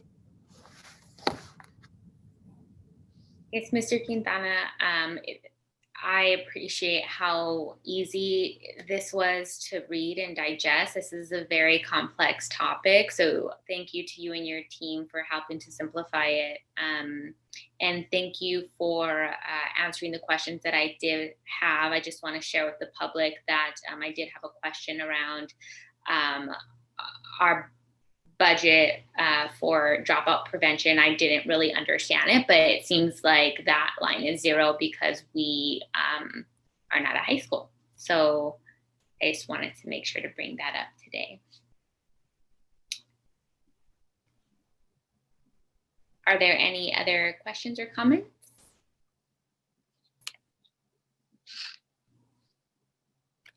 Okay, well, with that, all those in favor say aye. Aye. Those opposed say nay. Hearing none, the motion passes, and we will move on to item F2. Thank you, Madam President. The next item, we are going to have Dr. McLaughlin cover this item. Thank you, Mr. Quintana. Dr. Diaz, governing board members, cabinet, and our community members. We are requesting approval of the revised multi-tiered systems of support, MTSS, lead, MTSS note taker, and MTSS data collector stipend job descriptions. And there was a piece left off of this subject, and it should say, and the revised stipend list. The MTSS lead, MTSS note taker, and MTSS data collector stipend job descriptions have not been updated since 2012. We realized that when we discovered that we inadvertently left off the MTSS lead stipend from the stipend list that the board approved back in June.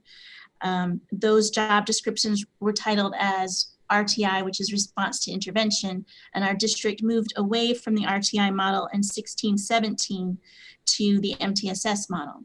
Since our curriculum audit in 2016, we have been focused on, as recommendation number 5 states, the continuous improvement of our MTSS process and procedures to ensure that all students access quality Tier 1 instruction as well as quality Tier 2 and 3 interventions. We had a team attend ADE training last year, and this year we have Dr. Seth Alshire, our coordinator of student success, who oversees, works with the MTSS leads and oversees the MTSS process. And we did write for and receive an ADE grant. So I just want to have an opportunity for Dr. Alshire to inform the board about that grant and his work with the MTSS leads. So Dr. Alshire, can you please fill us in? Thank you, Dr. McLaughlin. Good evening, Madam Chair, Superintendent Weeks, governing board members, cabinet, and to everyone participating and viewing. It is my honor to be here in front of you this evening as the coordinator for student success to celebrate the work our MTSS team has already done this year. As Dr. McLaughlin stated, we are very excited about a 2-year grant that we received from ADE that will allow us through professional development and coaching to build the capacity of our MTSS program, both at our individual schools and across the district. I would be remiss if I didn't give a special thank you to our Director of Student Services, Ms. Selvis, who was instrumental in helping me get this for our district. She is a fantastic asset to our district. Just a little bit about the grant itself. It is a 2-year grant, as we described before. So this is a long-term grant for us. And in response, we have about 15 participants in the grant. It is individuals representing every single one of our school sites. And they will be participating in the next 2 years of training to bring this knowledge back to their individual school sites to inform best practices focused on data and research at their individual school sites through their MTSS teams. We share a common philosophy that is truly focused on student advocacy and really centered around our district goals of equity and success for all students. That is really ultimately the goal of the multi-tiered system of support program, and is something that every member of the team, they're just incredibly passionate about that. And it's really, really exciting and refreshing to be working and learning alongside all of them in this process, which we've already done. We've already done 2 days of the training.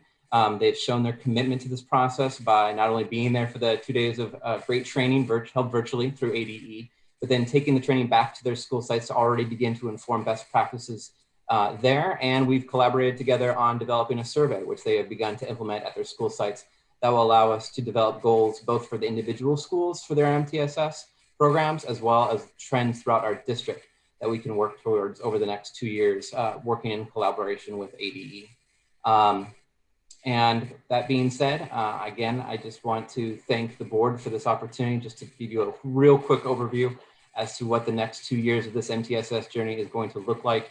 And a huge thank you to all of our educational leaders who have stepped forward from each one of the school sites to have this shared passion on preserving and sustaining success for all of our students and the equity across our district.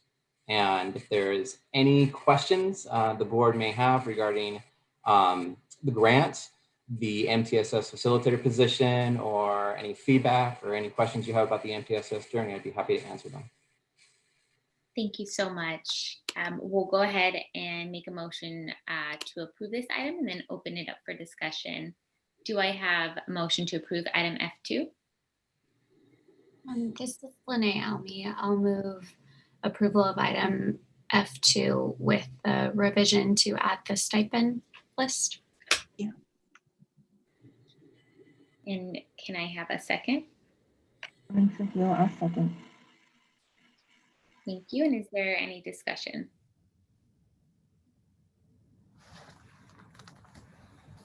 This is Lene Almy. Mostly just thank you. MTSS, the model is so important for making sure that kids who often struggle really get the interventions that they need in school. And so I really appreciate your hard work on that. I only have one question. It's not very important. I was just really curious to see that they're all funded through Medicaid funding. Is that typical for MTSS? Was that where RTI funding came as well? Yes, Ms. Almy, that is exactly correct. It's RTI, MTSS is closely aligned with student services and special education. Although we don't want anyone to consider MTSS as the gateway to special ed. Special ed is very much involved in MTSS because they are experts on accommodations. So as Dr. Alshire said, Ms. Selvis, our Director of Special Education and Student Services, was very involved in the writing of the grant and continues to partner with Dr. Alshire on this process. Perfect, thank you. I just wanted to congratulate you guys for having the opportunity to go through this process. And I know that this is going to be a lot of work, but I think it's going to really produce great outcomes for our kids. So I'm excited to see that this project will be occurring over the next 2 years. Thank you. All right, well, if there is no further discussion, all those in favor say aye. Aye. Aye. Those opposed say nay. Hearing none, the motion passes and we will move on to item F3. Yes, thank you, Madam President. Want to share information and update regarding attendance and enrollment for our district. So I'm going to pull up a report here. What I'm showing here is a report on what was typically called the 40th day in education. That's those are very important time where we measure the enrollment on the 40th day and also on the 100th day of each school year. And so the 40th day came up on Friday, October 2nd.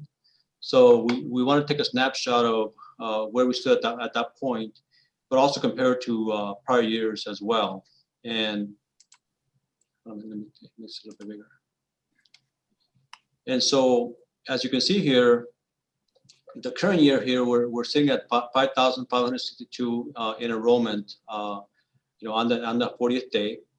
And we took the same snapshot, for every single the years past, since 2011, 2012, and show a trend here of how we're tracking it. And again, this is not an enrollment, not necessarily attendance. And so that's something that I want to make sure I emphasize, that this is the enrollment number on that particular day.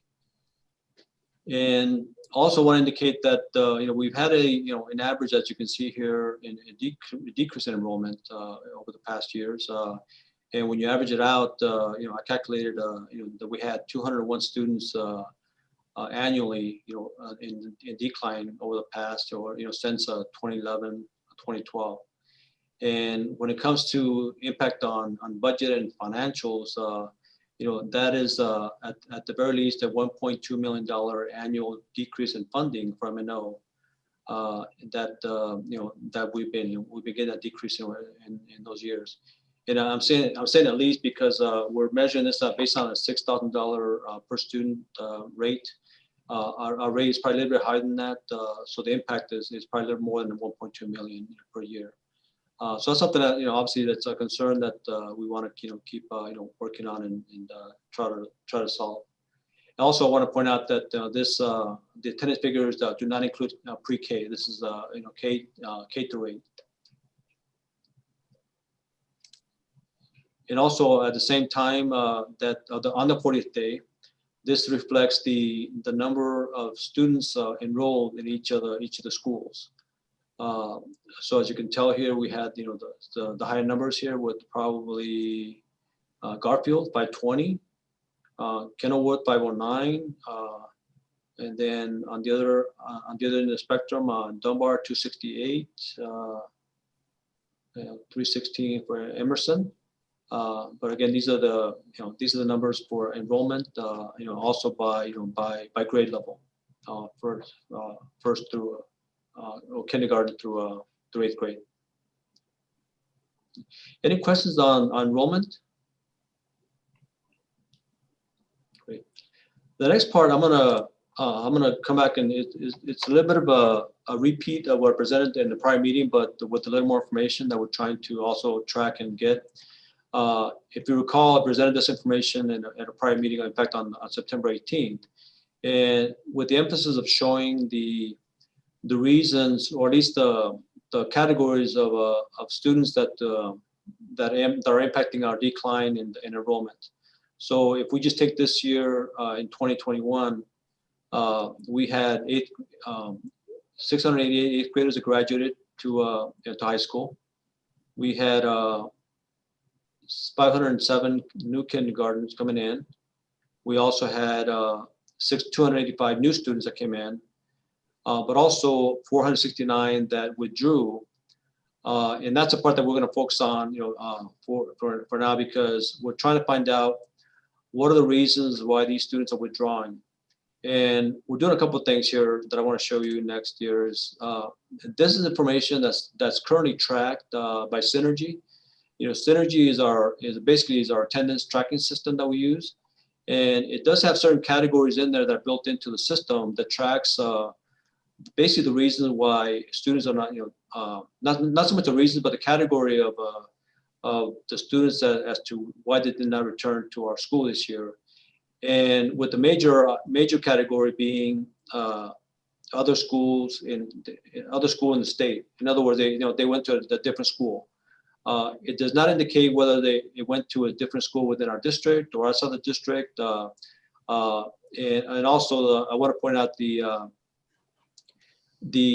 summer categories here. The state summer transfer means that they did not attend our school at all this year, whereas otherwise some of these other students, for example, that in this case that went to another school in the state,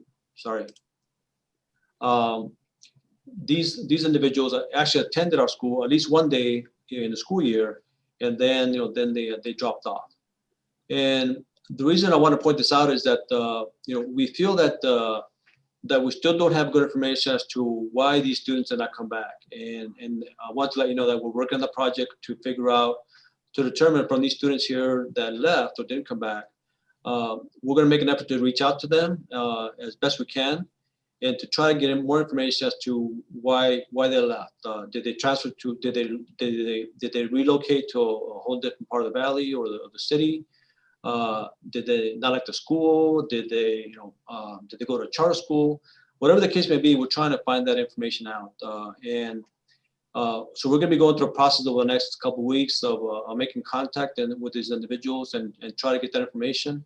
But also, more importantly, we're trying to figure out a way that we can actually track this information on an ongoing basis, so that anytime a student withdraws from our school, that we track this information, track it on Synergy, so it's there, for us to look at and review, as needed. Right now, again, I mentioned these different categories are in the system now. We cannot change those. Those are basically locked into the system that we're not able to change. So we're going to add another field in the system that we're able to track this other information, once we get that. So I just want to give you an update on this, and we are hoping to be able to go through this process over the next couple of weeks and provide you an update as to some of the reasons that folks are indicating as to why they did not come back. Any questions on this? Mr. Quintana, I do have one question to one of the points you just made. So we're not able to modify these fields at all? They're set in stone with the system that we purchased, or can you explain that a little bit more? Yeah. So Synergy, I mentioned, is a system that we use to track the attendance and enrollment for our district. And in that particular system, we are not able to change any of these categories. So they're basically, they're locked in there, and all we can do is we can go ahead and input information as to what the results are of these, but we're not able to change these particular categories. So what we're doing is we're adding another field that to the system, another field that basically is going to give us allow us to categorize, the new responses, if you will, that we want to put in place that gives us better information. In fact, I also have we have Mr. Troy Harris on the call as well, and he's, as you know, he's in charge of MIS, and he's the person that manages this particular system. If there's something that you would like to add, Mr. Harris, by all means. Good. Hello, board members, community, cabinet, and Dr. Weeks. Dr. Diaz, to your point, this gets reported to the state. So on the back end of the system, I actually put in more descriptive fields here, but these are actually codes on the back end that go to the state. So we have no control over, the state sets the codes that we need to send them. So that's where these come from. I see. Sounds like we need to talk to the state to have a bigger discussion. Well, I'm glad that we're working on it, and hey, we are leading in a lot of other places. So maybe if this works out really well, we can go to the state and give them our recommendation. Yeah, definitely. That's definitely a possibility. All right. Well, is there any additional discussion? Just have one clarifying question on this graph. The label that says absence or status unknown, are those students who are 10-day dropped, but not at the beginning of the year?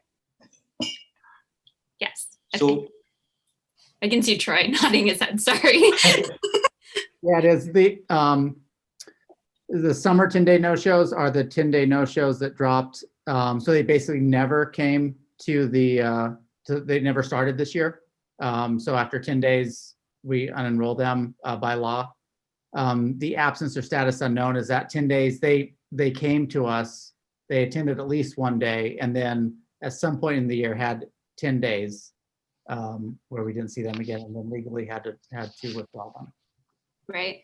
I assume that specific number is much, much higher this year than it has ever been in the past.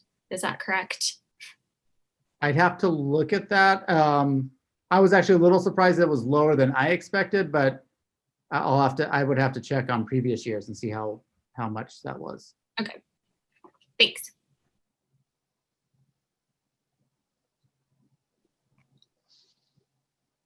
Thank you. Ms. Trujillo, did you have any questions or comments you wanted to add? No, thank you, Madam President. Okay, well, thank you so much for the update. And with that, we'll move on to item F4.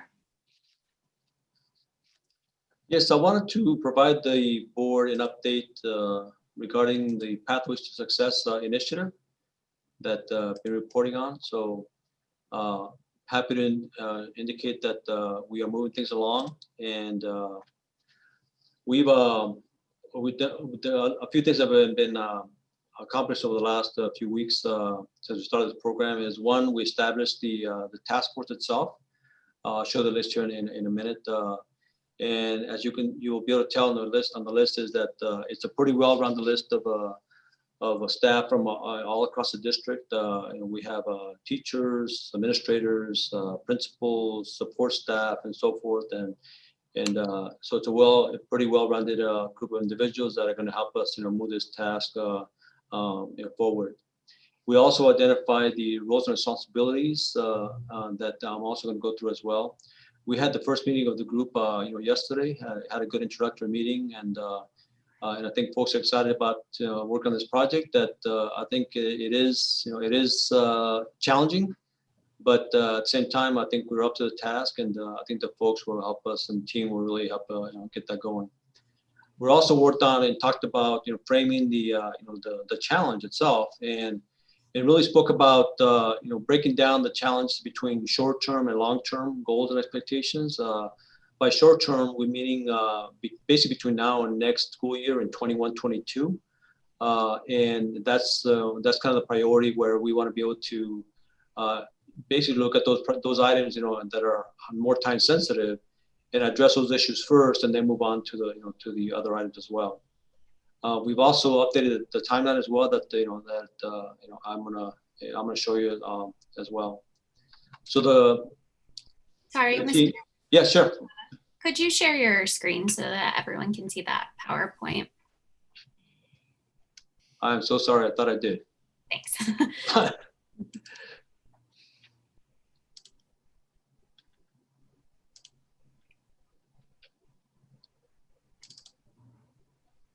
Can everyone see it? Yep. Okay. Apologize for that. I thought you were seeing the same thing I was seeing. All right. Let's go on here to the next item.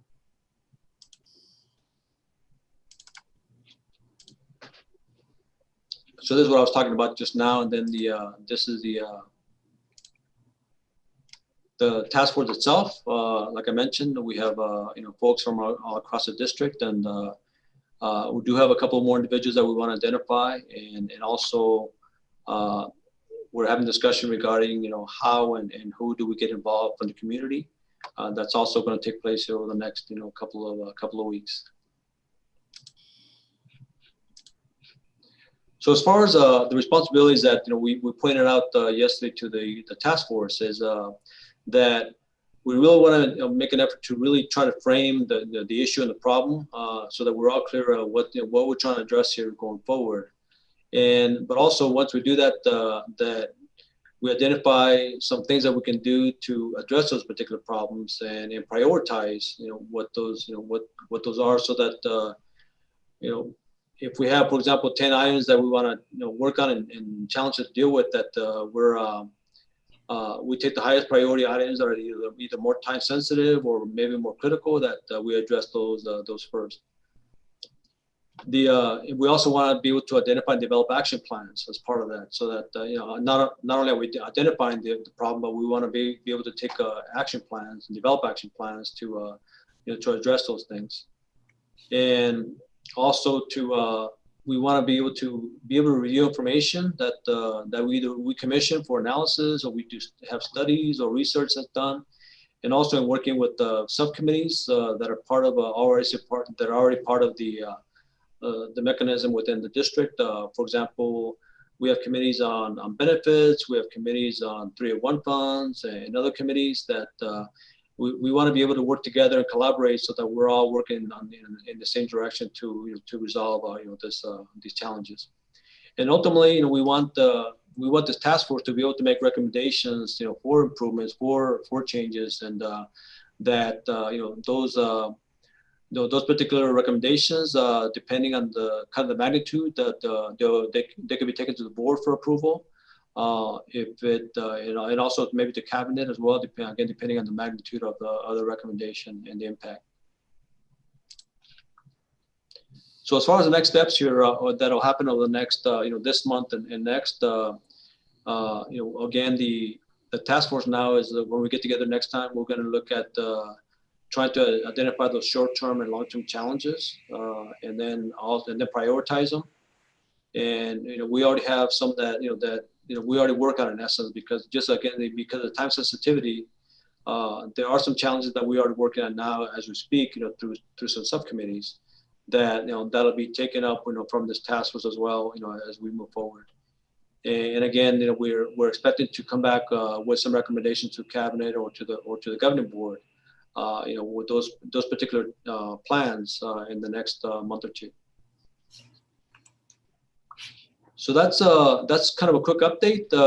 If there's any questions, I'll be happy to address them.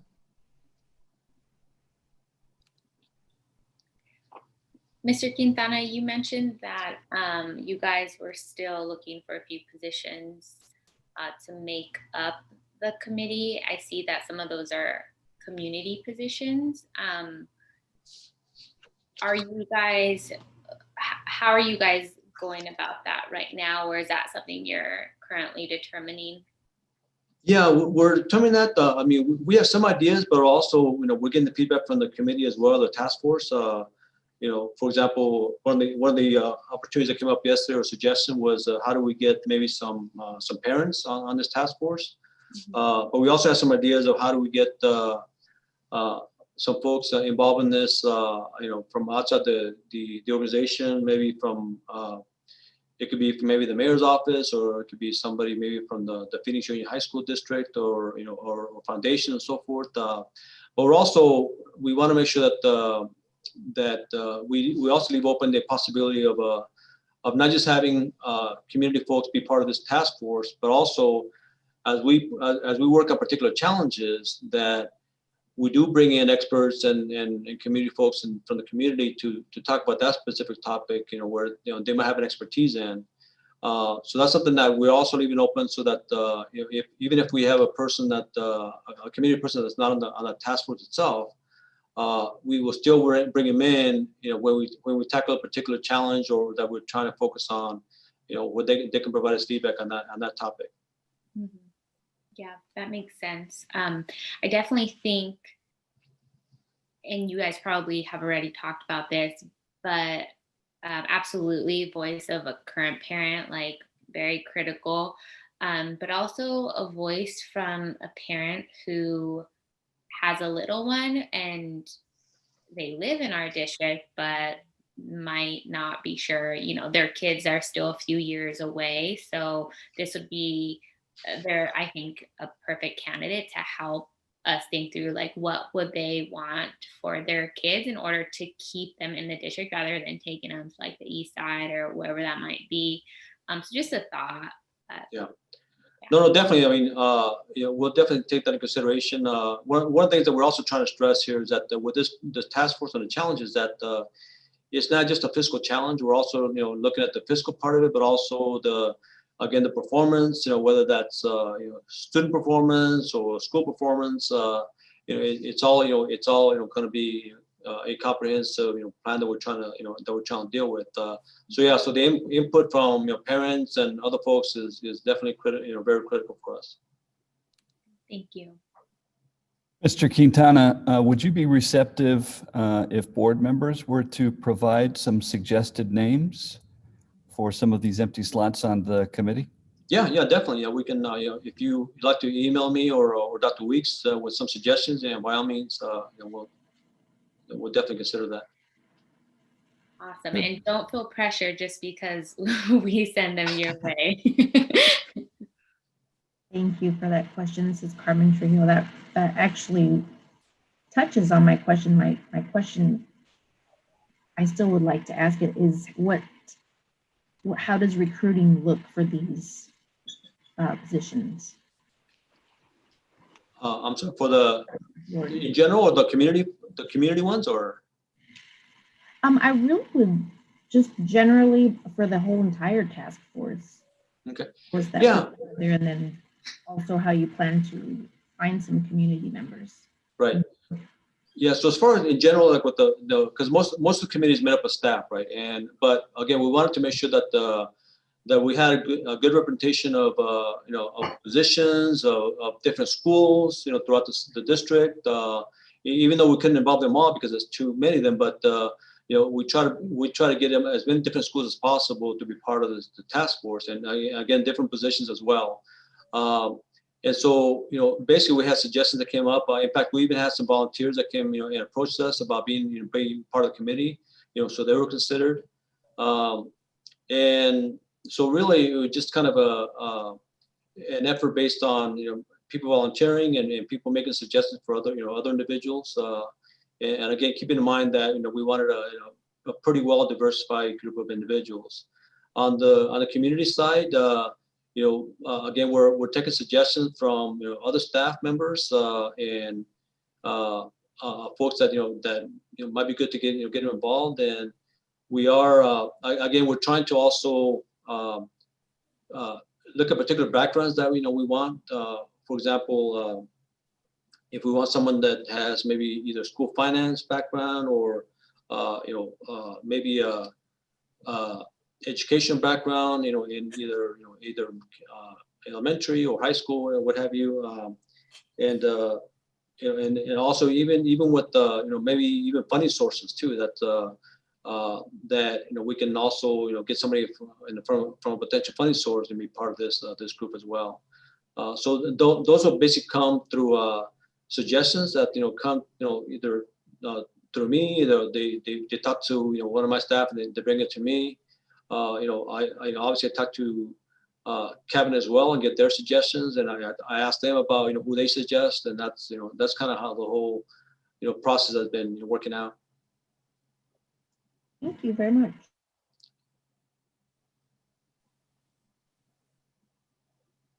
Are there any additional questions or comments?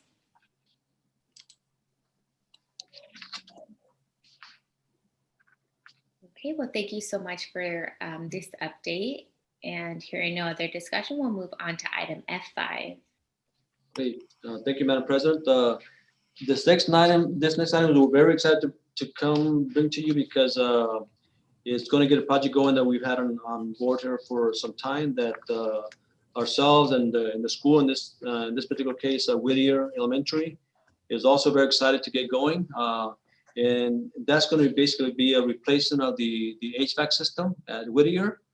And it's something that we're working on to hopefully get moving on it fairly quickly and right away.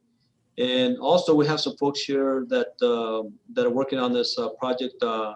Namely our new director of plant services, Chris Walford. That he's getting this project going, and he's working with the school directly on this project, but also with the contractors.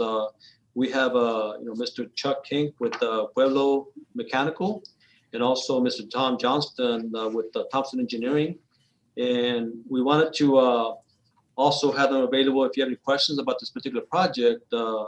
And also, I believe Mr. Johnston wants to just kind of clarify some things regarding the project itself. But let me just provide you some basic information. The project itself is going to be 2.6 million in total.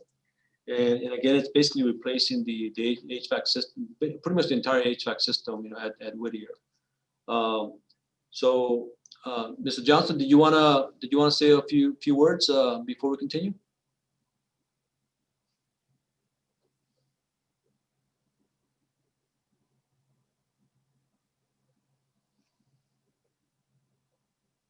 I can't hear you.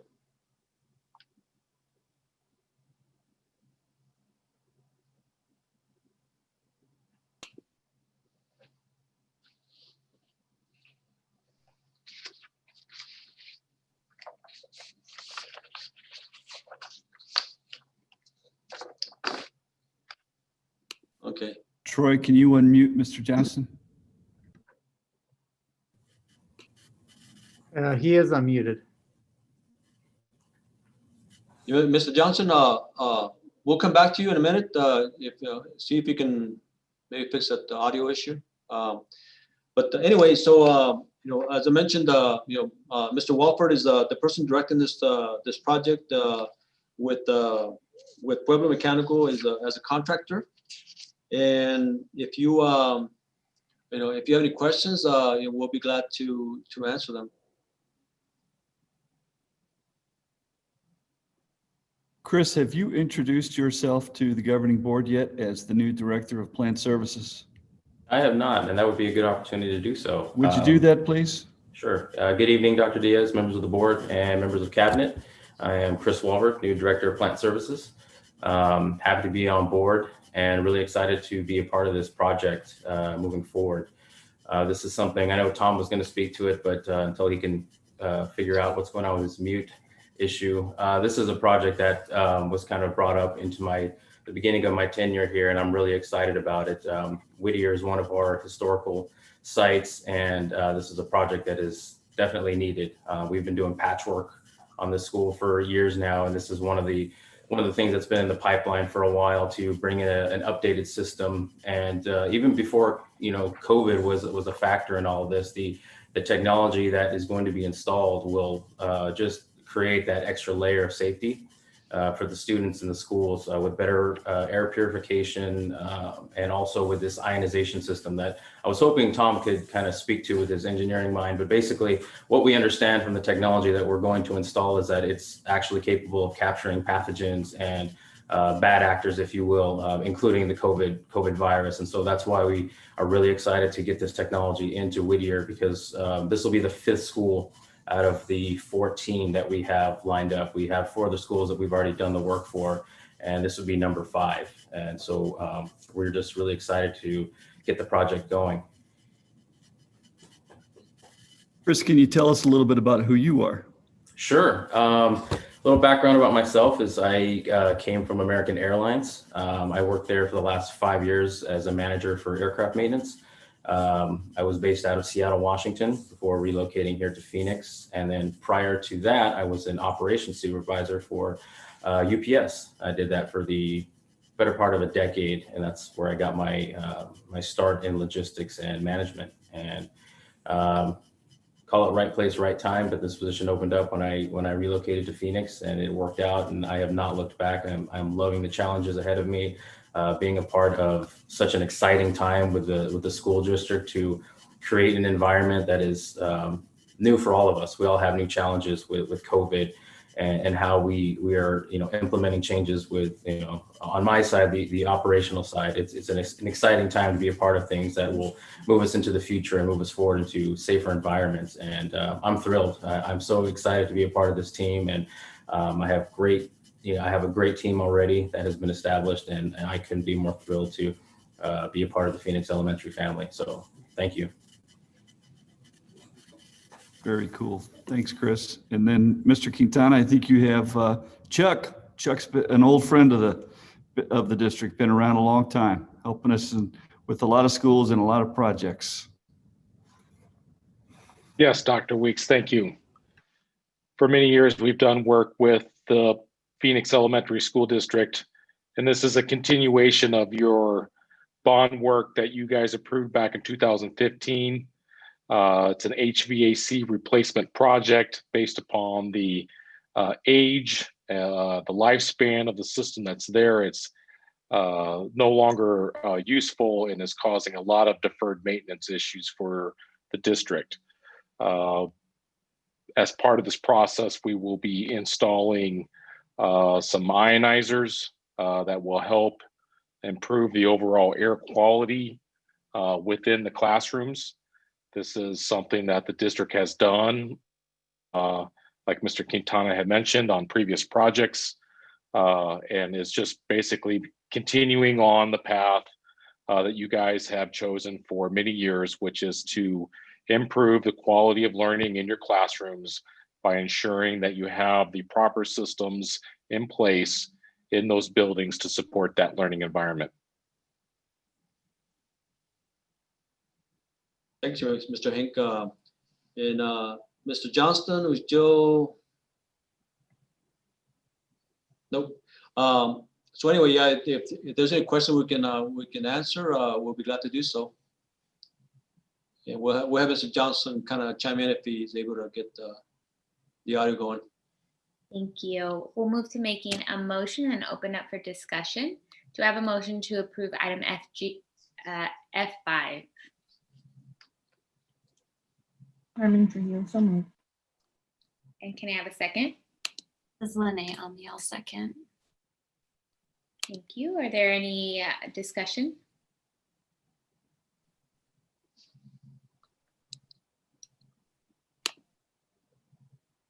Chris, I wanted to welcome you to our team and thank you for tackling this project. Definitely, especially given COVID, we want to make sure that our students are in the best environments as possible. So thank you for touching on that. And I did want to follow up with a question.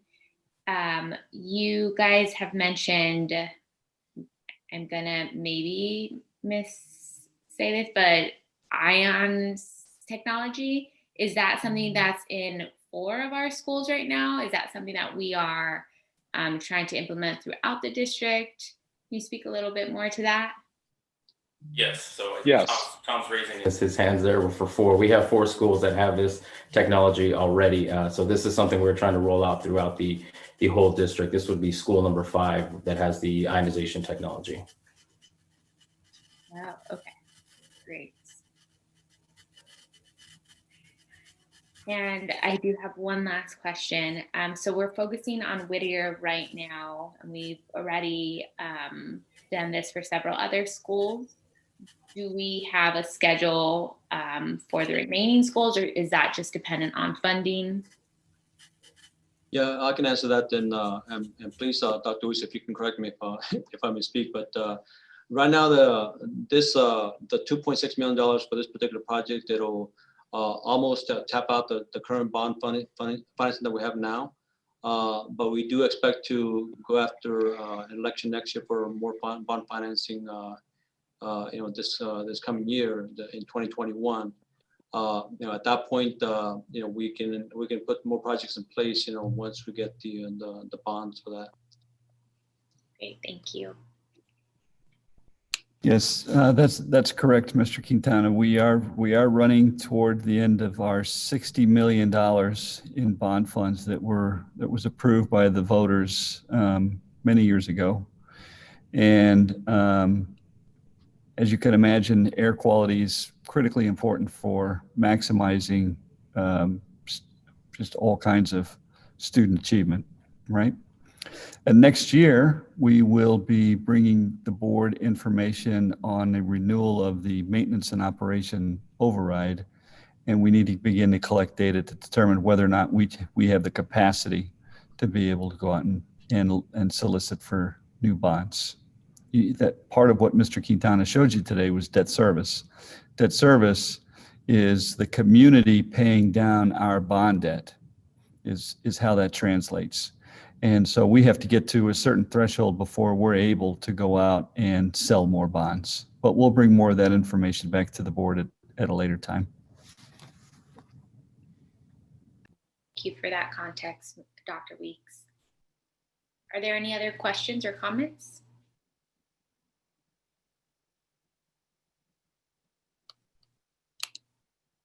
Hearing none, all those in favor say aye. Aye. Aye. Those opposed say nay. Hearing none, the motion passes, and we'll move on to item G1.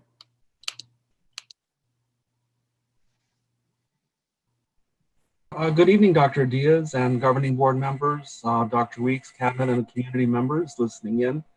My name is Tom Lind. I'm the assistant to superintendent. And this evening, I'm going to provide the October 15th update for the Maricopa County COVID-19 dashboard. Troy, if you're there and we can bring up the district website, I'd like to use it as our platform here. We have a new feature on our district website. It's a section called Reopening School Plan for 2021. I'd like to acknowledge the work that Linda Jeffries and I have done to prepare this. And Linda has actually done most of the work in terms of working with the web developers to bring this feature to our website. I would like to draw your attention to the blue box on the right side. And if we can open up reopening metrics, this is a summary from the Maricopa County Health Department of the metrics that they are providing to schools. And again, it speaks to the red, yellow, and green indications for substantial risk, moderate risk, or minimal risk. And if we scroll down, it mentions the categories, the benchmarks, case rates, percent positivity, and the COVID-like illness. And then the table indicates their measurements for each of those three areas. And Troy, if we would go back to the second item in the blue box.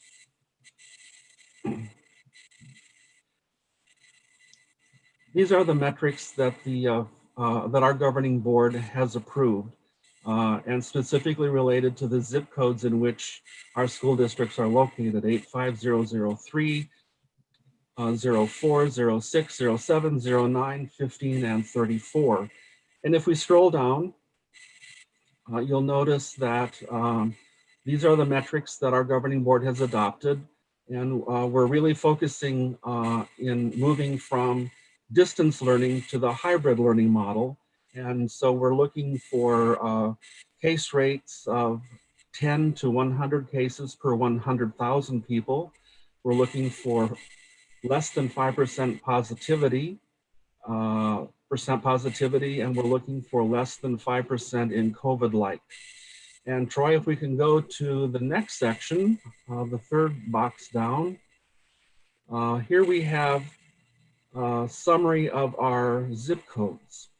And the top box is the box that is the data as of today. And I would like to remind the governing board and the community that this data reflects a data reporting period of September 27th to October 3rd. So it is about 12 days behind for the reporting process.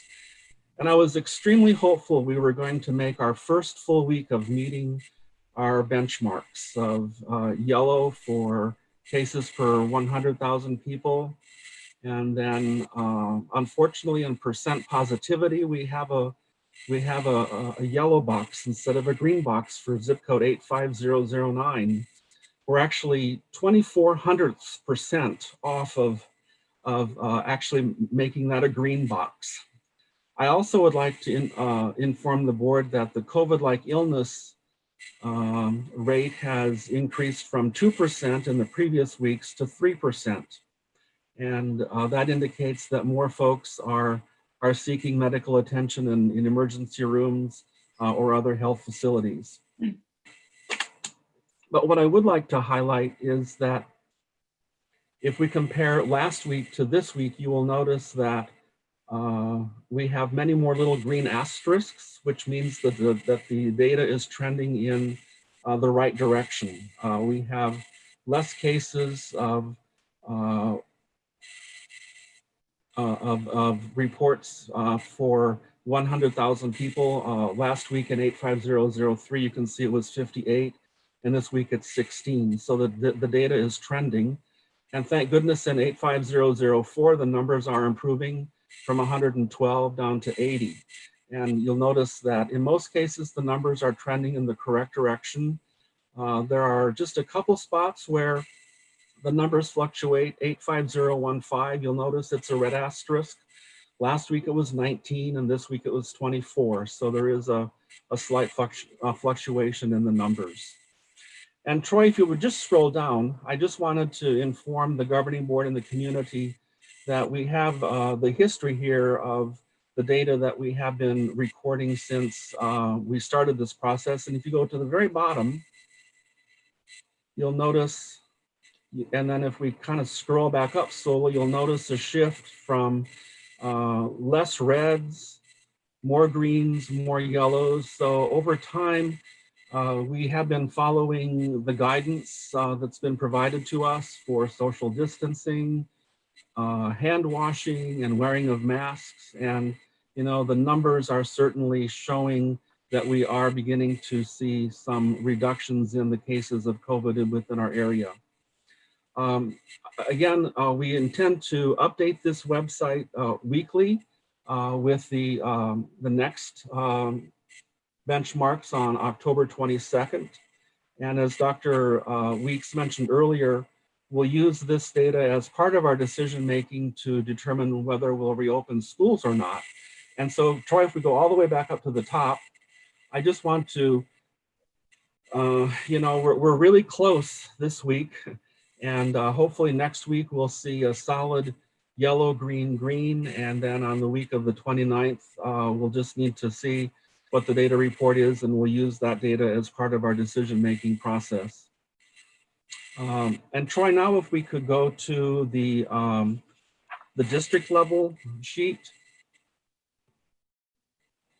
It's important that we recognize that the Maricopa County also provides a district level summary. And here you can see at the bottom, we have added the row for October 15th. And the numbers are trending in the right direction this week, with the exception of the COVID-like illness, but it still is less than the 5% as we have established as our benchmark. The percent positivity rate across our district is 2 7/7600%, and we have 55 cases per 100,000 people. So we're trending in the right direction, and we'll certainly look forward to what we have next week for our data report. And Troy, now if we can go take a look at the 77 zip codes from where our students reside. I just wanted to briefly inform the board that we're still looking at all 77 zip codes just in order to, keep track of that data as well. The case rates per 100,000, I gotta move my, are trending to stay in the yellow. Either in column K, you'll notice it's for today. And just in a brief way of summary here, if you were to analyze all 77 rows of this, you would see that there were 2 reds in this report that actually moved to a yellow. And the one of them is right there in 85004. We had 112 and they're down to now 80. And there's another one of those down the list. We had 1 yellow that moved to a red. There's the other red to yellow. And then we have 1 that remained red. You can see that right there is 85281. That's the ASU Tempe campus. So that was 4 of those 77 that had a change, and that left 73 that were remaining yellow. And of those 73, you'll notice there are red asterisks. 41 of them had a slight trend in the wrong direction, and 31 of them had a trend in the right direction. Now, the trend and the shift in the numbers can be either minimal or sometimes a little bit larger than we would hope for. But nonetheless, they're all still in the yellow, and they're still less than 100 as long as they're the yellow. Any comments or questions thus far? Mr. Lynn, I do have a few comments. Thank you for updating the website. I think this is very valuable information, so our community has this information at hand and they don't necessarily have to wait for each board meeting to get it. And I'm happy to follow up in more detail on a phone call after the board meeting, but I do think if, as I look at the reopening school plan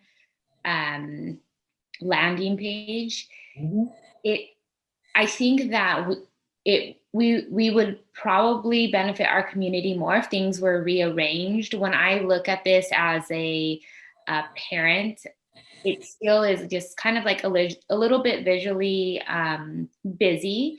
And I think that what we really are interested in is looking at these 3 different categories. So I would say we would need to call that out. And I think that the Phoenix #1 benchmark data, I would recommend maybe we change that title to indicate that this specific data set is what we're monitoring for reopening. So I don't know what that looks like right now. That's short and concise, but I wouldn't immediately look at that and think that I should click on it. I think like, oh, this might be like research or data just generally.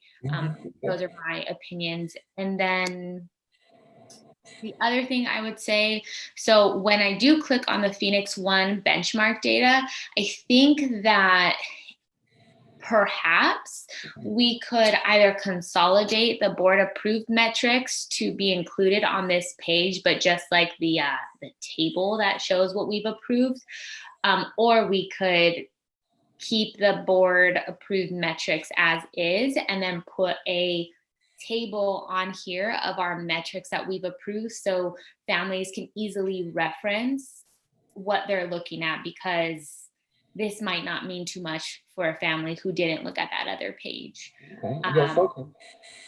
And then my last comment is I saw a really awesome table from one of our PECTA leadership members, Mr. Barbuto, who it looks very similar, but the table is flipped. And this is just very like minor details, but essentially like there's a column that tells you or predicts if we continue to go through this trend, like, will we be reopening school? Yes or no? And I think that having something like that on here is very critical, so parents can predict, you know, where we're at in making that decision. So again, happy to follow up with you to like really think through this and brainstorm if it's needed. Just wanted to put those comments out there for now. Yeah, okay, thank you. I'm sure Ms. Jeffries and I would be glad to speak with you. She really handles some of the web design of it as well, and I also handle the content. So we'll be sure that we get in touch with you regarding that. Sounds good. Yeah. I would like to just real quickly show the percent positivity spreadsheet for the 77 zip codes as well. It's a little bit more colorful. There's a little bit more fluctuation in those numbers. You can see that there's quite a bit of yellow and green that's commingling with some reds, and of the 77, you know, in this case, we had some fluctuation. 10 zip codes went from yellow to green, which is an improvement. And then we had 8 greens that went to yellow, which is a trend in the wrong direction. And then we also had 3 yellows that went to red, which certainly is a trend in the wrong direction. But then we had 1 red that turned up to yellow. And so the percent positivity fluctuates quite a bit. And so we're watching that across the district as well, but primarily for those zip codes that are within our school district. So we look forward to talking with you, Dr. Diaz, and would welcome any other questions that you may have regarding the county data.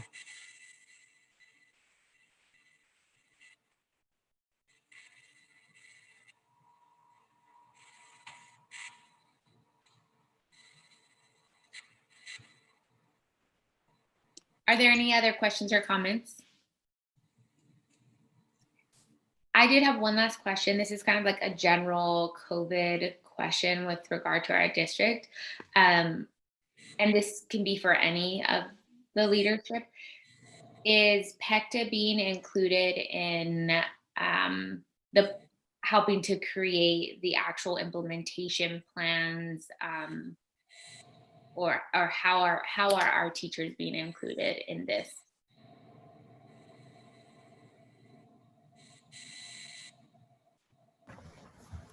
I know that Dr. Diaz, that the other Dr. Diaz and I believe Dr. Brown have made some contact with our PECTA leadership, in terms of developing the implementation plan and working with our district to vet I'm going to say the mitigation plan and then the back to school plan. Some of those pieces still need to come together so that we have something to discuss. Looks like Vic just popped up on the screen here, so maybe you can add a little more to that, Vic, since you were there. President Diaz, members of the board, members of the cabinet, and members of the community. Yeah, absolutely. I have such a wonderful privilege to get to collaborate with not just the PECTA leadership, but many of our teachers around the district. I spent several hours during October break and lots of conversations with several educators, just to really keep conversations going and to really understand, you know, when we say that we want to make sure we have teachers' input, I think what I hear, or what I'm feeling more, is that it's about participation. You know, it's not just enough to give your input. You want to be part of the process, because that process, you know, it impacts you obviously so very much. And so we have begun to talk about what would that participation look like? What could that participation look like? I think we had a really good model of it over the summer. If I think about the health and safety team that put together that first draft of protocols, there were quite a few, not just teachers, but also our support staff. We had office managers on that meeting, or on that team, and it was really important because office managers were the ones who came back to work first. We had members of our plant services team that were on there as well, who they've never worked from home. You know, they've been working in person since we were in March. And so that participation is still going to be vital. In the words of one of the teachers that I talked to, you know, they want to be in the room where it happens. I think we can all agree that that is something that we need to make sure we do a very good job with over the next several weeks. Thank you. I appreciate that. And I agree that it's, you know, all of our staff, not teachers' voices, absolutely critical, but we do need to make sure to hear from our support staff and other staff that are on the ground helping to keep this district moving as well.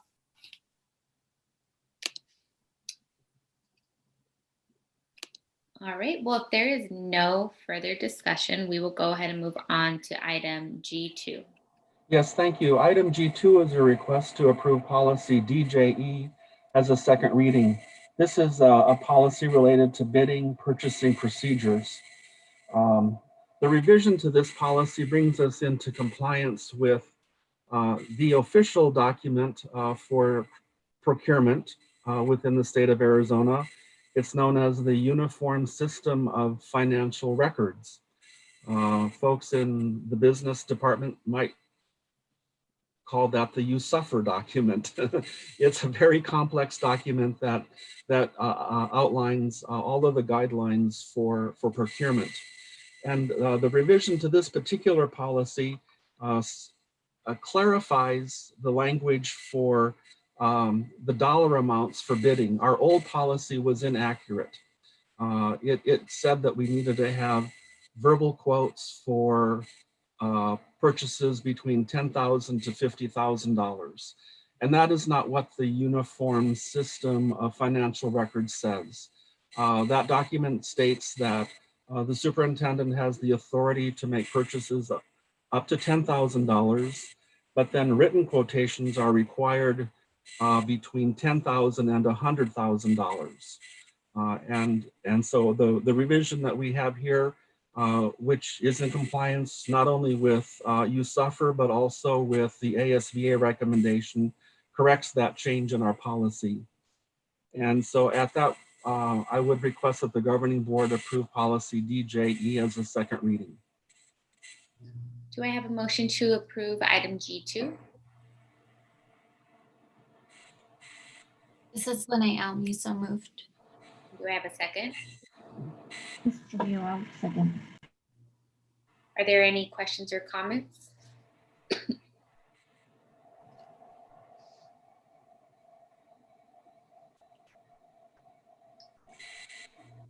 Hearing none, all those in favor say aye. Aye. Aye. Those opposed say nay. That the motion passes, and we will move on to item H1. Thank you. Do we have any board reports or requests?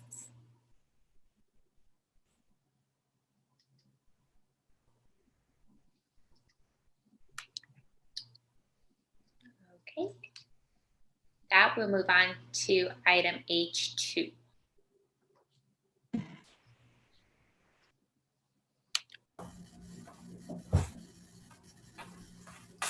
Well, good evening, President Diaz, members of the governing board, and Dr. Weeks. My name is Linda Jeffries, and I'm the Director of Marketing Communications. And I want to thank you, first of all. It's a pleasure to meet all of you finally virtually. And I want to especially thank you for the opportunity to serve the Phoenix Elementary School District in my new role. I've been on board for 8 weeks, and it has been an absolute pleasure for me to get to learn the members of our team and to begin the great work of designing a marketing program and communications program for the school district. Just to give you a little bit of background about myself, I have been in school public relations, communications, and marketing for my entire career. I started in the Peoria Unified School District, and then I've spent the last 25 years working in the Alhambra School District as their Director of Communications and Marketing. And so tonight, I'm honored to be able to share with you our new strategic marketing communications plan and just talk a little bit about the direction of our marketing and communications efforts. And so if you'll give me just a moment, I'm going to share my screen.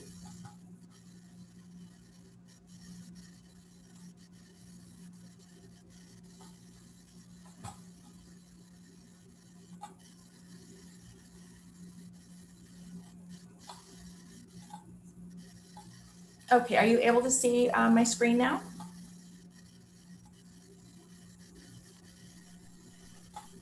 No, not yet.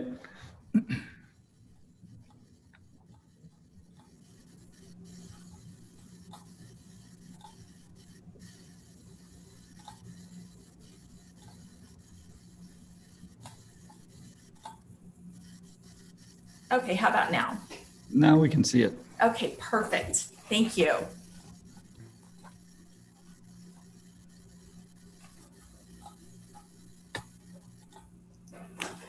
Okay, and so as I begin the presentation tonight, I want to just let you know that Dr. Diaz had shared some individual conversations and questions regarding the new marketing plan. And so today in your delivery, we provided all of our board members with the responses to her questions. And so as I proceed with the presentation today, I'm going to just highlight pieces of the marketing plan, and you should have a hard copy that you can review at length. And Troy, for some reason, I am not able to advance my screen. Do you want me to share it for you? Yes, if you would. If you could just stop sharing, please.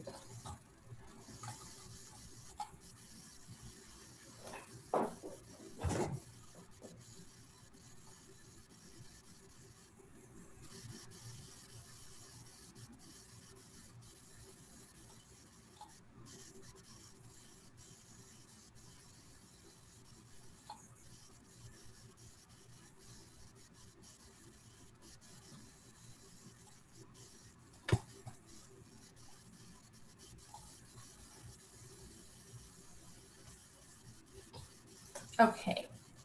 And then Troy, you'll just be able to advance my slides. Yes. Okay, perfect. Thank you.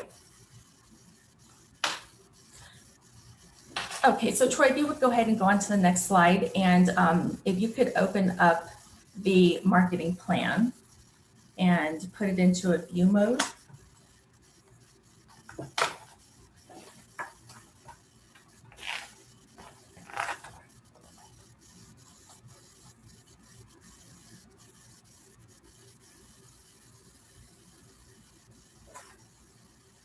Perfect.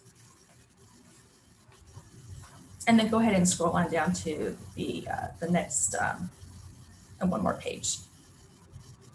Thank you, right here. So our new marketing communications plan was developed to complement the district's 2025 strategic plan. So we first start out with a commitment statement, and that commitment statement is that the marketing communications department is committed to building support for Phoenix #1 through effective marketing efforts, building relationships, and providing exceptional experiences for students, parents, staff, community members, and partners. Defining our brand identity, our market position, messaging, as well as creating ambassadors to tell a Phoenix #1 story will lead to increased parental involvement, community engagement, higher student achievement, support at the polls, teacher recruitment, employee satisfaction, and trust in the district and schools. The strategic plan guides every decision and action throughout the district, and the strategic marketing communications plan is designed to support our strategic plan and overall purpose of providing every child with an exceptional educational experience and the opportunity to reach their full potential. And so the next thing that you will see are the action areas of our 2025 strategic plan goals. And Troy, if you go ahead and scroll on down to the next page. Those are the goals of the 2025 plan, and then scroll down a little bit further. And then these are the action areas specific for our marketing communications plan. As you can see, it mirrors our 2025 plan. And the action areas for the marketing plan are research, marketing communications, stakeholder engagement and community relations, media relations, and recognition. So Troy, go ahead and scroll on down to the next action area. Perfect, right there. So let me first begin by explaining the design of the plan. So we're looking first at action area #1, which is research. The objective is to conduct research to review current communications policies, define stakeholder groups and audiences, gather demographic data, enrollment trends, student capture rates, perceptions about the district, and how stakeholders would like to receive district information. So I've also then, you will see that there are recommended tasks. These are recommended because there are a number of things that might go into these tasks. So they're recommended because there are some things that might be a budget item and might have to procure outside agencies. And so I wanted to provide just an overall thought process of where we can lead our marketing efforts. But again, some of these recommended task items are going to have to be discussion items because there are costs involved with that. So then underneath the recommended task, you will see that it's developed by strategy, then persons responsible, what our accountability measures will be for that particular task. And then you'll notice that there are timelines and if there's an associated cost with each of the recommended tasks. And so as we're going through this tonight, Dr. Diaz had also asked that I answer a few specific questions throughout the presentation. And so the first area that I'd like to begin with is the research area. And Dr. Diaz is requesting additional information on task #1, which is meet with cabinet, department leaders, and school principals to learn more about their schools and their needs. And so she asked for me to share findings of my conversations. And so to date, I've talked with about 28 of our district leaders. And in my conversations, it was really an opportunity for me to get to know our leaders and then just to get a good feel for what the Phoenix Elementary School District is like and the uniquenesses of our schools and just to get to know our leaders. And so I wanted just to share just a few highlights from my conversations with our leaders. So what I've learned is that there's a great passion for the communities and the families that we serve. Principals are especially proud of their schools and their programs that they offer for our students and our families. There is definitely a rich history that is important for us to preserve. And then there's a strong community and pride in our legacy. I understand loud and clear that we have great teachers in our classrooms, and have an excellent teacher retention rate. Each school has certainly unique programmings, and things that I've heard and learned about were the AVID program, community gardens, our STEAM program, a 4-H program. We have a strong special ed program, PBIS, and so we definitely have a lot going on at our schools.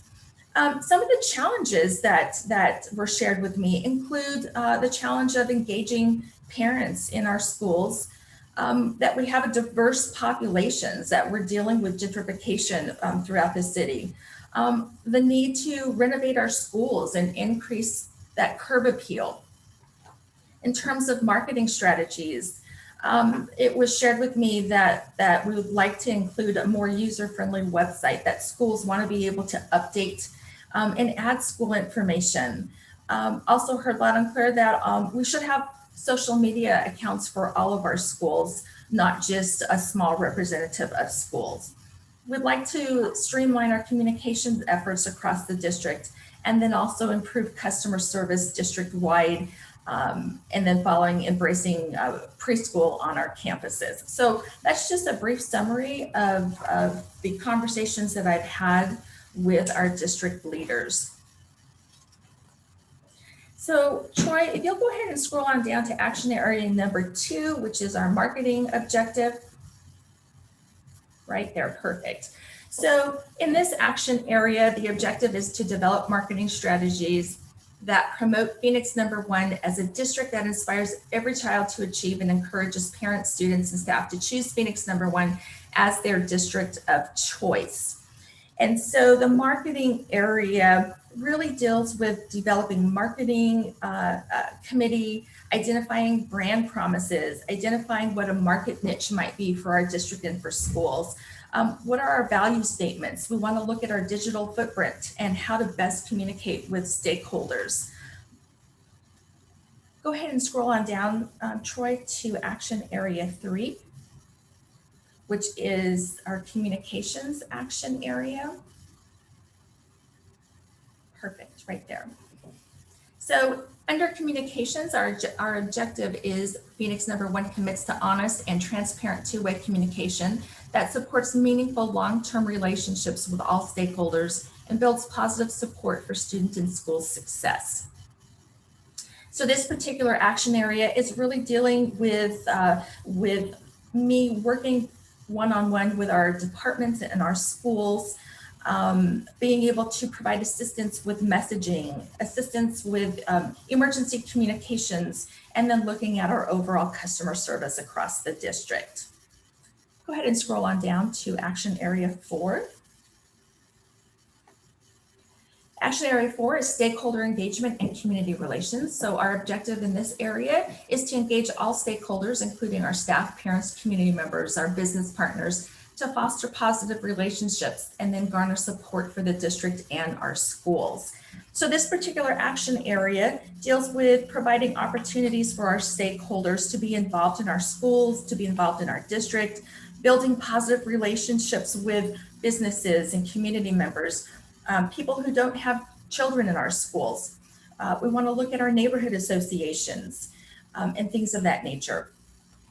And so along the lines of stakeholder and community engagement, Dr. Diaz had asked me to specifically touch on a few of the recommended tasks and provide an update. She had asked for an update on recommended tasks number 3, which is building positive relationships with businesses. Number 4, which is investigating our neighborhood associations. Number 5, hosting a community luncheon. And number 6, hosting a patron tour. And so to give you an idea of what this might look like, Dr. Diaz, these are certainly things that are great marketing tools to be able to engage our community in the school district, bring them on our campuses and share the great things that are happening in our schools. In a perfect world, we'd be able to have a luncheon now, and we'd be able to bring our parents in and put them on a bus and take them out to our schools and showcase our facilities and what does learning look like in our classrooms, and that we have kindergartners who are learning to read by the second month of the school year. But we're in a pandemic. And so what we're trying to do right now is to look at what do these programs look like in a virtual setting. And so we will certainly be glad to provide additional information to the governing board as we continue to look at the efforts and what we can do in a virtual world. I just recently had conversations with Dr. Weeks and Cabinet in terms of planning our first virtual business partnership meeting, and we're shooting to have that sometime in December. And so as we develop more of this virtual engagement, we will certainly provide additional updates to the governing board and provide you with some dates and other important information that you will need to know in terms of a community engagement.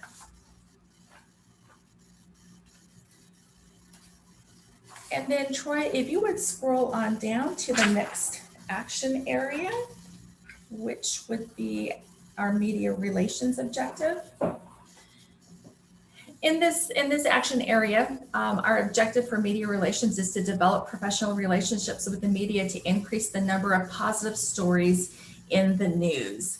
And so this would be building relationships with the media, communicating with them all the great things that are happening in our schools, providing opportunities for the media to come out for photo opportunities and to highlight the great things that are happening in our schools.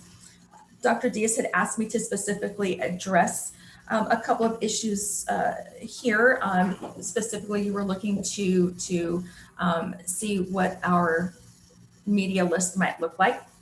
And so although I have had relationships with media outlets in my former positions in other school districts, I'm currently in the process of building those relationships as an employee and as the Director of Marketing Communications for Phoenix #1. So the list that I currently have includes 8 print media outlets, 9 television stations, including Univision and Telemundo, and then 3 radio stations. And so certainly I'm connecting with those media outlets and the reporters and the assignment desk editors that I've had relationships with. And certainly we've already seen a few positive stories in the media, and I'm very, very hopeful to continue the great work in building that relationship with the media. And then in terms of, Dr. Diaz had also asked for a SMART goal for the recommended task number 2, which is to pitch timely media stories.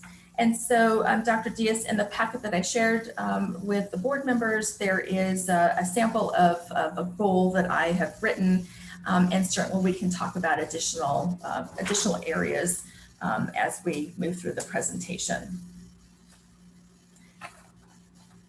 And Troy, if you would just go ahead and scroll on down to our next area, which is recognition.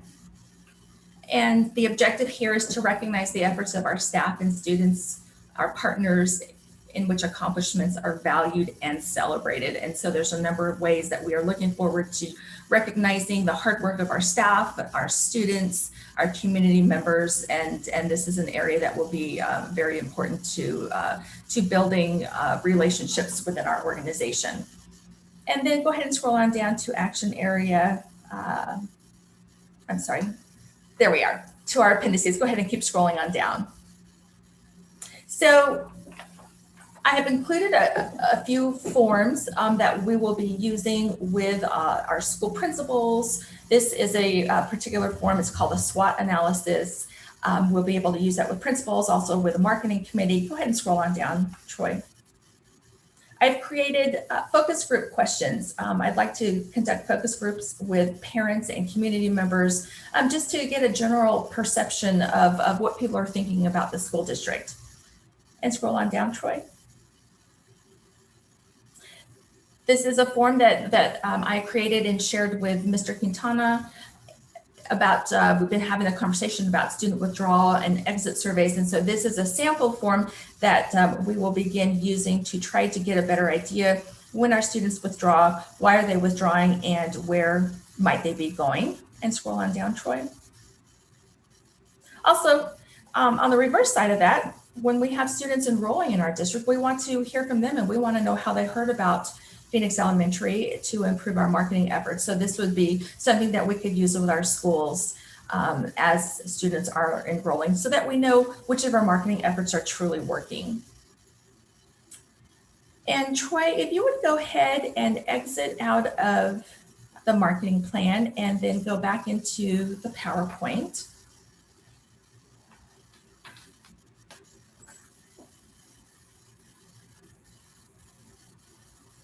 And go ahead and scroll on down to the next page. So I wanted to provide the governing board with some sample measures of success as we're looking at the success of our marketing plan and what's truly working. These are areas that we could possibly look at. So this, what you're looking at here is this is baseline data from our Facebook pages. So you can see that we have 6 schools currently who have a Facebook page, and then the district has a Facebook page. So on June 1st of 2019, you can see those are the number of followers. And then when you're later in September of 2020, you can see how those numbers have increased. So this is one measurement tool that we can show that we are increasing our visibility within social media. Go ahead and scroll on down. This might be another measure of success. We can pull baseline data from our website. So this will show us how much traffic that we're getting on our website.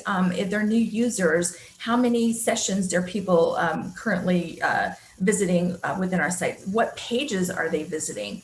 Also in the center, this is really interesting. There's a graph that shows if the people who are visiting our site, if it's an organic search, did they just search Alhambra School District or search a school district and just land on our page? It shows us if it's a direct link or not. This will also show the most pages that are visited. So it will tell us what are people really interested in reading about our school district, or what questions might they have. And go ahead and scroll on down. So I also wanted to just share with you some accomplishments to date that we've achieved through our marketing plan. So in action area number 1, our research area, as I mentioned earlier, I met with a number of administrators and team members to learn about the school district. We're currently working with Applied Economics to conduct research and a demographic study to show us about the enrollment trends and to address our declining enrollment. And this is information that Mr. Quintana will certainly share with the sustainability committee that he has just started. So we created a retention survey questionnaire, which I showed you earlier, focus group questions, the student withdraw and exit questionnaire, the new enrollees questionnaire. And Troy, go ahead and scroll on down.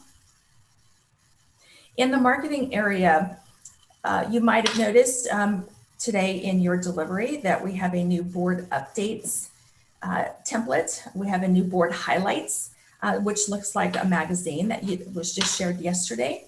We created new PowerPoint templates, a strategic marketing plan and the appendices. We created Zoom backgrounds and instructions for our kids and our teachers to use when they're on their Zoom meetings. And then we also created a parent-friendly return to school plan, which we will add to our website.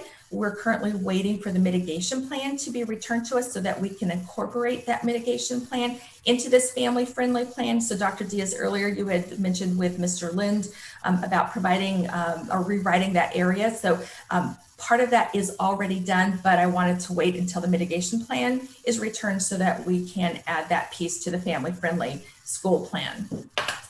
Troy, if you go ahead and scroll on down.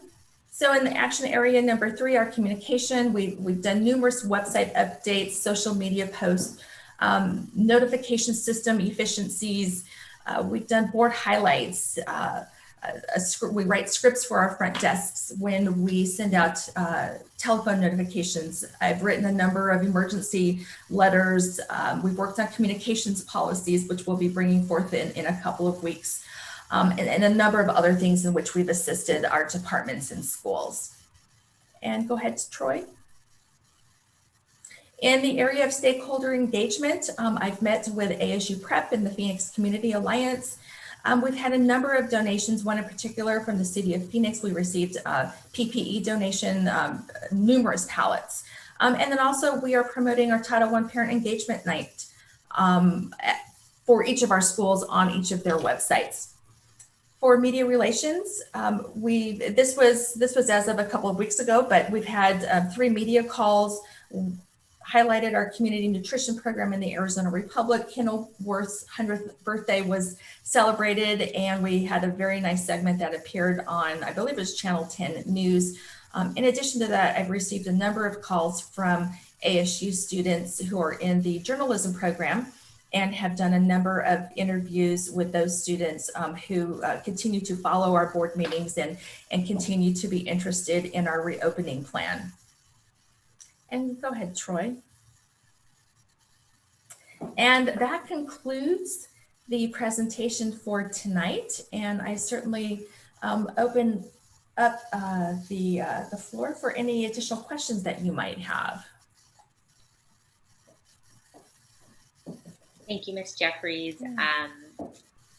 I really appreciate just the presentation overall, the amount of work that was put into the strategic plan and just kind of sharing the path forward. I really appreciate that. And I know that a lot is still going to be worked out. This is the long term here. So it was just great to kind of see where we're headed. So thank you. And I look forward to reading the responses. Thank you. This is Naomi. Thank you as well. And I was just trying to skim through some of the questions and responses from Dr. Diaz, so I wasn't duplicating. I just have a quick question around the Facebook pages by school. Who's in charge of running the individual school Facebook pages? So right now we contract our social media with a marketing company. So she is responsible for posting updates to both the district page as well as the 6 Facebook pages. Okay, and then what's the reason for it only being the 6 schools? Well, that decision was made prior to my arrival. And so that when I came on board, that was something that I certainly wanted to know. In my opinion, if we're going to have Facebook pages, we certainly should offer that opportunity to all of our schools. So initially, these 6 schools were the schools that were our signature schools. And so as we look at needing to increase enrollment, those pages were created for the signature schools to help promote the great things that are happening at those schools. We're currently looking at revising our district policies. One thing that we were lacking is a policy, an overall policy on social media. What is our district's belief in social media? What are common practices? What are things that we should and shouldn't be doing with social media? And so Mr. Lind and I are currently working on developing a social media policy that will then allow us to move forward and then begin developing additional social media pages for our other schools. So the hope is to have social media for all of our schools, of course, with the help of our schools.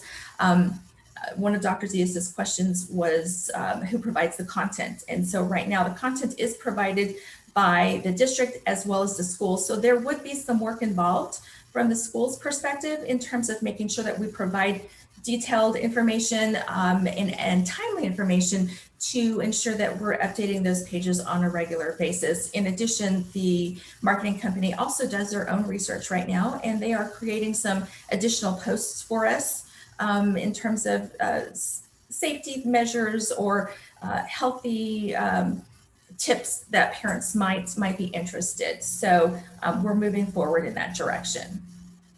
Okay. And then my last question might kind of fall into that area as well, but is there like a brand or like a formula, like a consistency so that social media posts between schools and between the district are, I guess, like branded, so they're recognizable? Absolutely. And so one of the recommended action tasks in the marketing section is to create a brand guidebook. And so we'll be working with our marketing committee and developing what that look might be, you know, what fonts, what colors, what should emails involve, what are protocols for social media, what does a good post look like? And so those are certainly something that we will be developing through the committee's work, developing a brand guidebook. We'll share that guidebook with all of our departments and all of our schools, as well as the marketing company who is creating those posts for us, so that we have one unified brand promise, if you will, so that when somebody sees something regarding Phoenix Elementary School District, they're going to know that it is a Phoenix Elementary School. Okay, thank you. Yes, you're welcome. Chairman Trujillo, thank you, Ms. Renee, for touching on one of my questions. I did also skim through the Q&A response that was sent to us just before the meeting.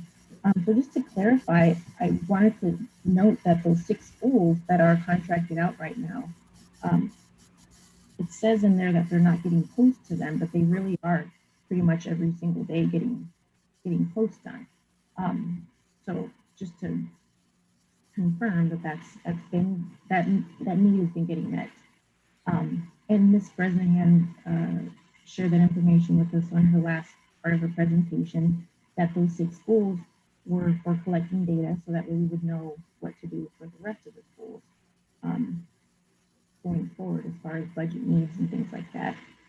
So my question is, where are we at with updates to the website regarding Spanish, and when will a Spanish part of the plan be included? Yes, thank you, Mrs. Trujillo. So currently the website, when you're looking at the website from a desktop, the website already translates. So there's a translate button in the upper right-hand corner. And so that feature is currently working. So because that website translates on a desktop, individuals can just click that button and they would receive all of the information in Spanish. What we recently learned is when you're looking at the website on a mobile device, most websites are responsive design. So what that means is that there's one site, and so when you open it from a mobile phone or from a tablet, it's responsive design in its entirety, and it fits within the size of your screen. Well, what we just recently found out, thank you to your questions, and I'm not a technology person here, so I'm going to try to explain it the best that I can. So when the mobile design of the website was missing that translation button. So we have it on the desktop version, but we don't have it if somebody's looking from their mobile phone. And so we're currently working with the website company to be sure that that translation button is up and working. There are some complications with a plugin on the back end of the website. And so we've got engineers who are currently working on that. And we're hoping that that will be functional very soon. And that way parents will be able to have that information in Spanish. Does that answer your question? It does not. Okay, I'm sorry. The plan going forward was, since we already knew that was what was going on, we talked about this a few meetings back, so that there's updates on our website that are in both languages, and then it just stops in the middle of the pandemic updates. So my question is, when is that going to be put into some type of a virtually tangible form until what was recently found out is repaired or fixed? Okay, I see. I understand your question. Thank you. So Mrs. Trujillo, what we certainly can do until that plugin is fixed for the mobile devices, when we post a new update or communication, we already translate that into Spanish. And so what we can do is we could post the English and then post the Spanish directly below that, so that parents have that immediate communication. So that is an easy fix, and we can go ahead and continue or start doing that until that plugin is fixed. Sounds wonderful. I assumed it was probably a lot harder since there wasn't any feedback provided. So So my next question is just kind of, since you have so much experience in the district, what did you do for, as far as Spanish-speaking families at your prior positions? Is there anything you could, that you've got in mind that will be brought into Phoenix Elementary? Can you be a little bit more specific about the question in terms of, are you referring to communications? Are you referring to parent involvement is concerned? I'm just making an assumption as far as Alhambra is concerned, because they're such a bigger district. Mm-hmm. But I do assume that they've got a higher Latino population than, let's say, the East Valley. Mm-hmm. Okay. So that's what prompted my question, was the mention of Alhambra. Okay, so in Alhambra, we did have a number of parental engagement opportunities. Of course, parental engagement begins at the school level. And so our schools were responsible for providing parental engagement opportunities. So whether it be through the PTA or the school community council, or there were other activities on campuses, started at the school level. We had a number of committees where we would engage families. We had a legislative committee. We had a parent liaison committee at the district level. We had community luncheons and a number of things. And so certainly our opportunities were open to the entire community. And those are certainly things that we're looking to implement here in Phoenix Elementary School District. And if you look through the marketing plan, I do make mention of some of those things that we would like to start. Again, in a virtual world, some of that is certainly going to look different. So we're looking to see what can we be doing differently right now to engage our parents in this virtual world. So certainly a new set of challenges for us. But I certainly understand that parental engagement is a priority of the district. And so we'll certainly work with our principals to develop some unique and different opportunities to invite parents to be part of the school district. Okay.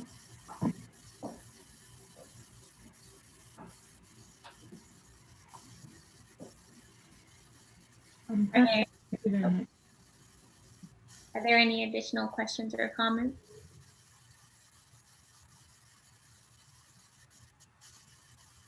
Thank you so much, Ms. Jeffries. Really appreciate the work that you're doing. And I will touch base with you and Mr. Lin regarding my comments on the website. Absolutely. Look forward to it. Thank you so much. Thank you. With that, we'll go ahead and move on to item H3.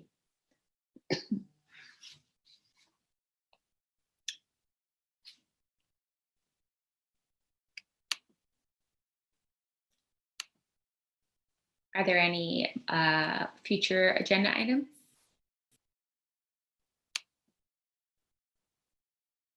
All right, well, hearing none, we will adjourn at 9:39 p.m. Thank you all.